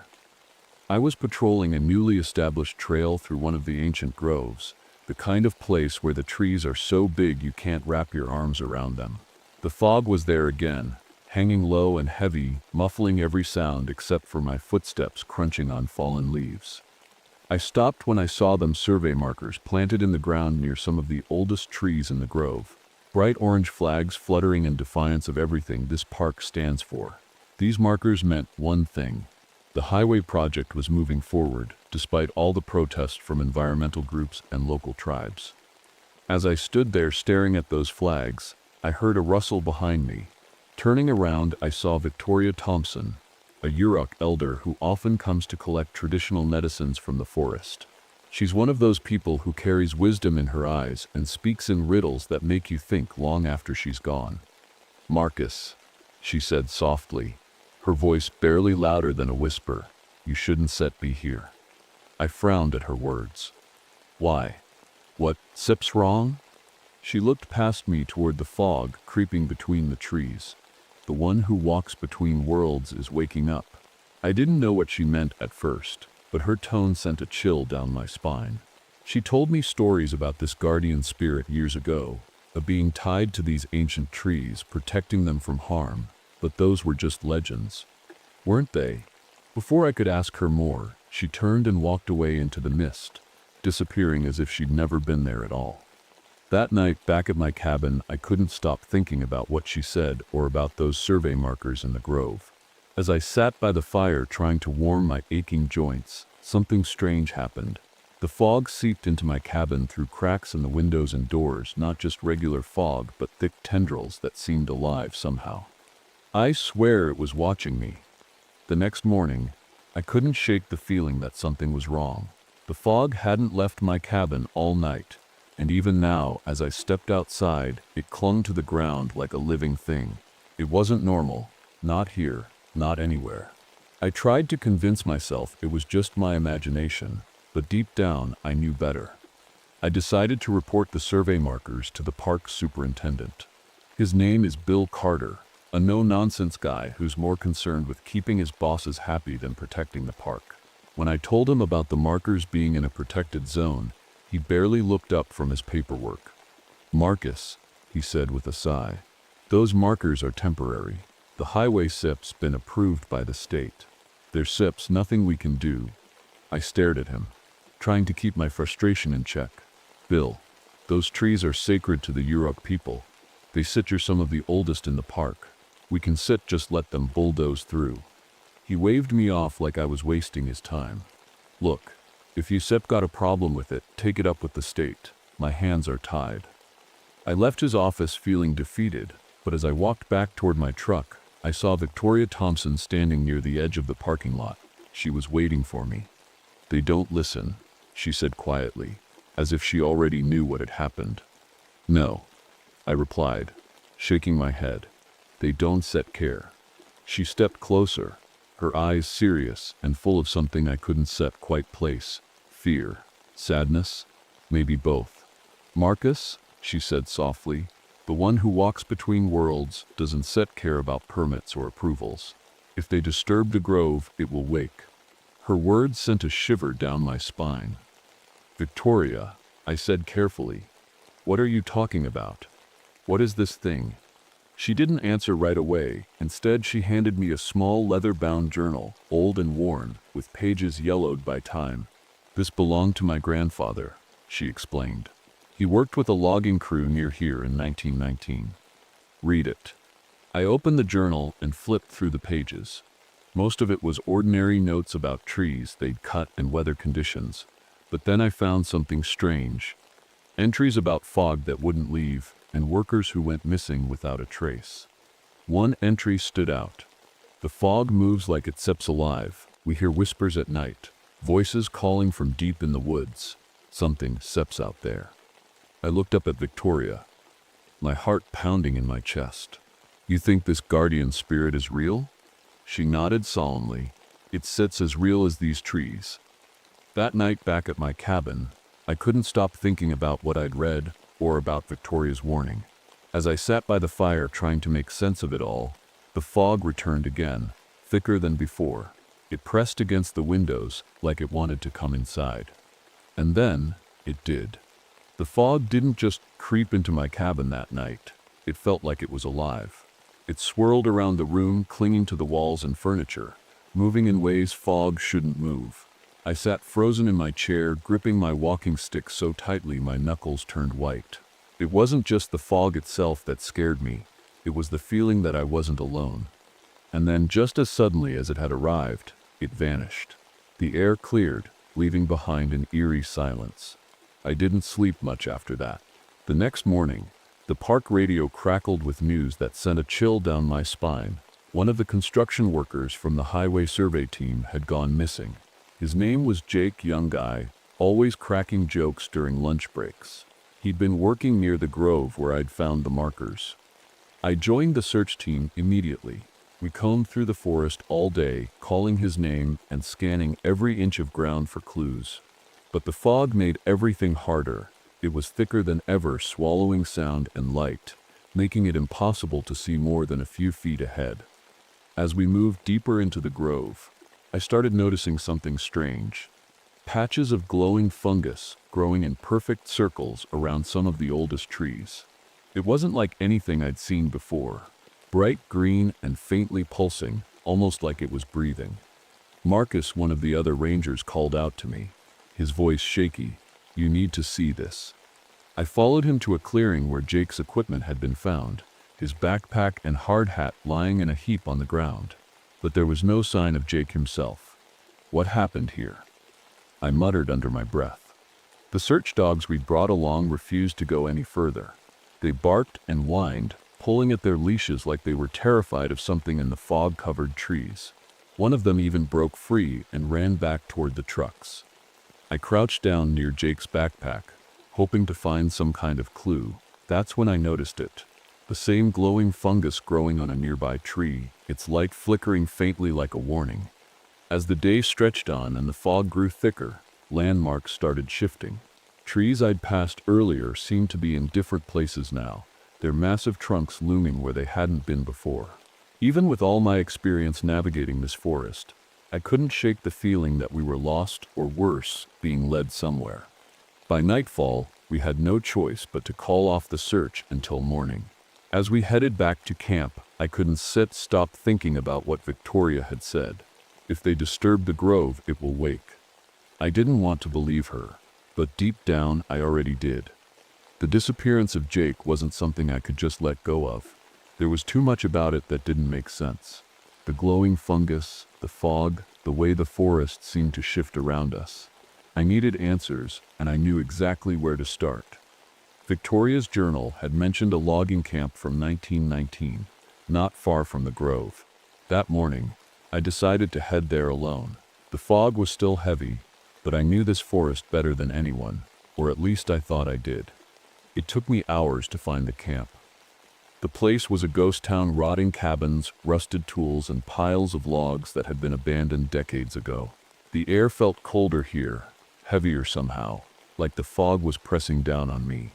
Inside one of the cabins, I found more journals, old leather-bound books filled with notes from the loggers who had worked here. Most of it was mundane, weather reports, daily tasks, but then I found entries that made my blood run cold. One journal described workers hearing whispers in the fog at night, voices calling their names from deep within the woods. Another talked about men going missing without a trace, their equipment left behind as if they vanished into thin air. And then there was this entry. The fog moves like it seeps alive. It watches us, follows us. We tried to leave yesterday, but the forest wouldn't let us go. I slammed the journal shut, my heart pounding. This wasn't just some old ghost story. This was real.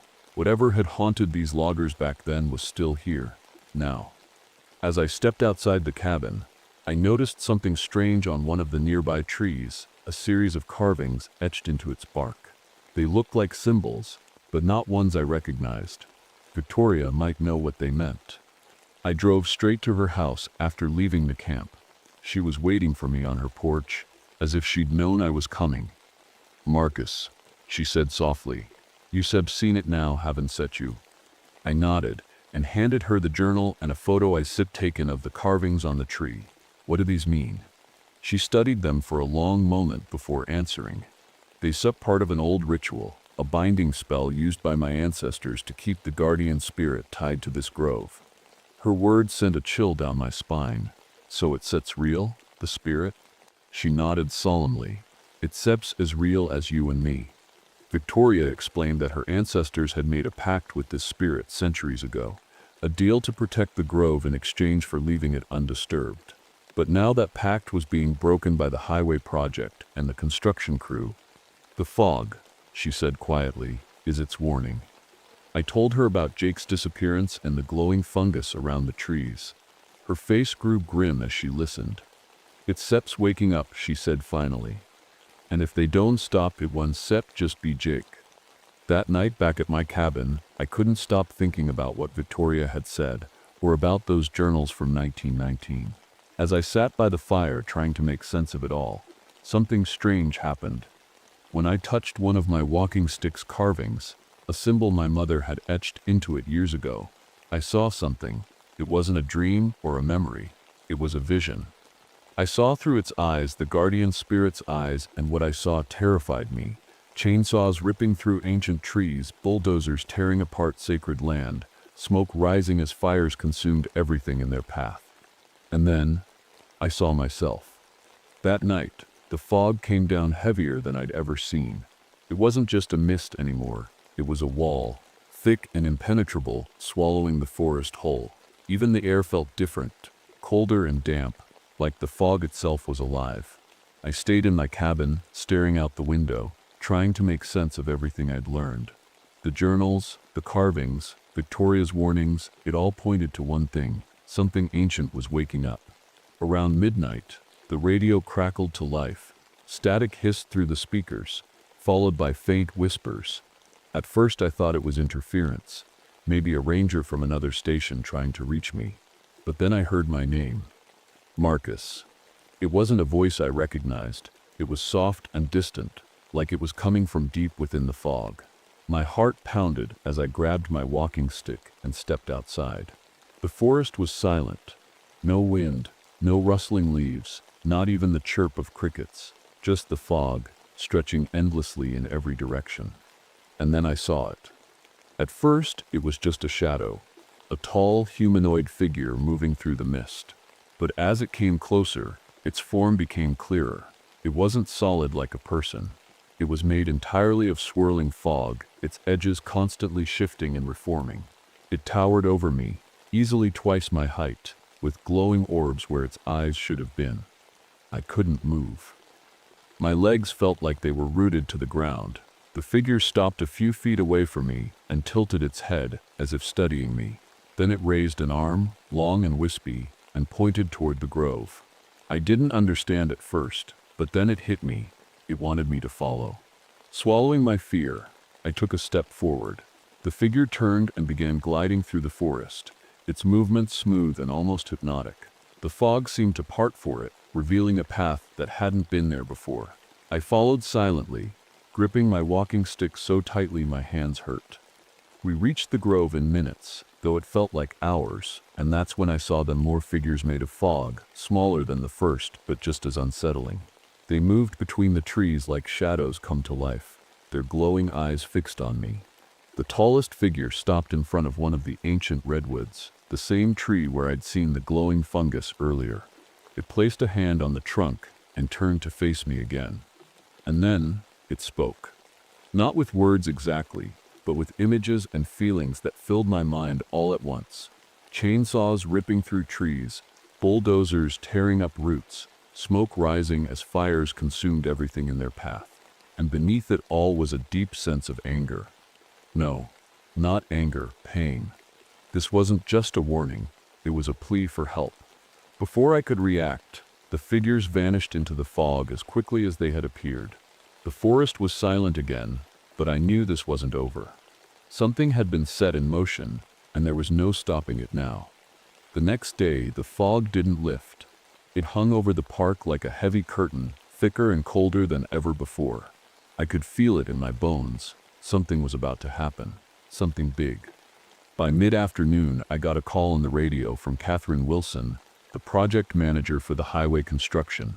She sounded panicked. "Powell," she said, her voice trembling, "we said are moving forward with the clearing tonight. The company sent a private security team to oversee it. They said are bringing bulldozers into the grove." I froze. "Catherine, you can sit do this, you don't sit understand what you sit der dealing with." She hesitated before answering. To pull my funding if I don't get this done. I slammed my fist against the dashboard of my truck, frustration boiling over. "If you go into that grove tonight, people are going to get hurt, or worse." But she didn't just respond. The line went dead. I knew I had to act fast. I grabbed my walking stick and drove straight to the grove, the fog growing thicker with every mile. By the time I arrived, it was nearly impossible to see more than a few feet ahead. The sound of engines rumbled in the distance, bulldozers and trucks making their way toward the sacred trees. Victoria was already there, standing at the edge of the grove with a small bundle of herbs in her hands. Her face was pale, but determined. "They won't listen," she said quietly as I approached. "I know," I replied, gripping my walking stick tightly, "but we have to stop them." She nodded and began chanting softly in Yurok, sprinkling the herbs around the base of one of the ancient trees. The air grew colder, and the fog seemed to thicken even more, swirling around us like it was alive. And then, it came. The fog strider emerged from the mist, its towering form more solid than before. Its glowing eyes burned brighter, and its movements were faster, more deliberate. Smaller figures followed behind it, the childlike mist scouts I'd seen earlier, spreading out through the grove like an army. The bulldozers roared into view, their headlights cutting through the fog. Private security guards armed with rifles stepped out of their trucks, shouting orders and waving flashlights around. "What the hell is this?" one of them yelled as he spotted the figures in the fog. Before anyone could react, the fog strider raised one massive arm and swept it toward them. The fog surged forward like a tidal wave, enveloping the guards and their machines. Their shouts turned to screams as they disappeared into the mist. I ran toward Catherine's truck, banging on her window until she rolled it down. "You have to stop this," I shouted over the chaos. Her face was pale with fear as she looked past me at the swirling fog and glowing eyes in the distance. What is that thing?" "Itzep's trying to protect this place," I said urgently. "But if you keep pushing, Itzep's going to destroy everything and everyone." She hesitated for a moment before nodding slowly. "I'd still call them off." But before she could grab her radio, one of the guards fired a shot into the fog. The sound echoed through the grove like a thunderclap, and everything changed. The fog strider let out a low, rumbling sound that vibrated through my chest like an earthquake. The smaller figures surged forward, their glowing eyes burning brighter as they surrounded the guards and their machines. Victoria stepped forward, clutching her side where she'd been hit by debris from one of the bulldozers earlier. Blood stained her shirt, but she didn't stop chanting. "Marcus," she said weakly, turning to me, "you have to finish this." "What do you mean?" I asked desperately. She handed me a small knife carved from bone and gestured toward my walking stick.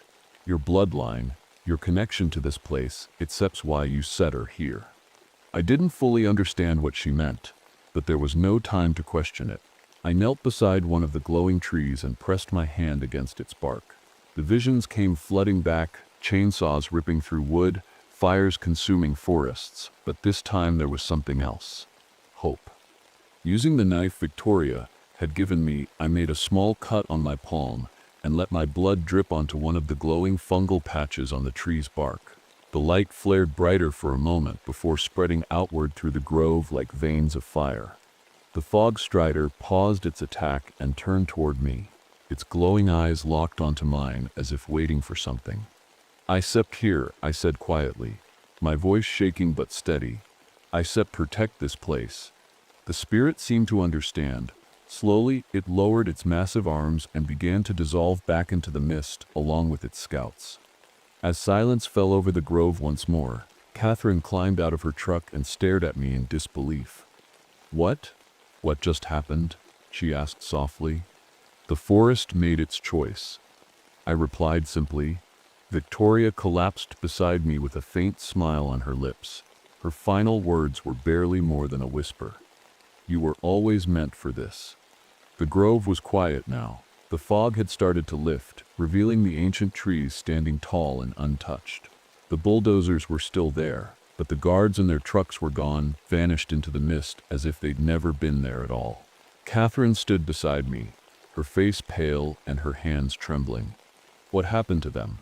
she asked, her voice barely above a whisper. I didn't have an answer. All I knew was that the forest had taken them just like it had taken Jake.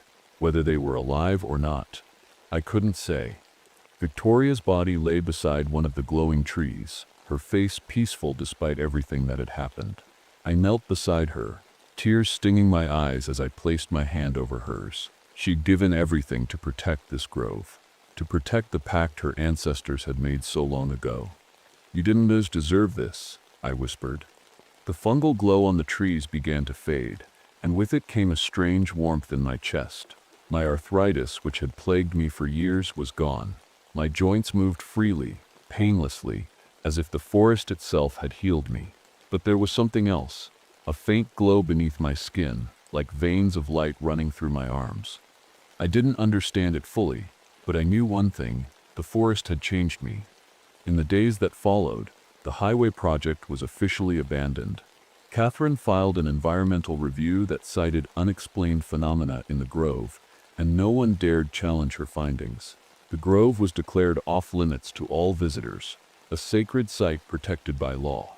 But even with everything resolved, I couldn't shake the feeling that this wasn't over. The forest had chosen me for a reason, and I knew it would call on me again someday. One evening, as I walked through the grove alone, I felt a presence behind me. Turning around, I saw them. The mist figures. They stood silently among the trees, their glowing eyes watching me but not threatening. It was as if they were waiting for something. I raised my walking stick in acknowledgement and continued on my way. A few weeks later, my son came to visit me for the first time since the divorce. He was hesitant at first. Our relationship had been strained for years, but something about being here seemed to calm him. I took him into the grove and showed him the ancient trees, telling him stories about our ancestors and their connection to this land. As we walked together through the forest, he asked me about the glowing veins in my arms. I told him it was a gift from the grove, a reminder of what we're meant to protect. "Do you think they'll ever come back?" he asked quietly. I looked toward the mist figures in the distance and smiled faintly. They never really left.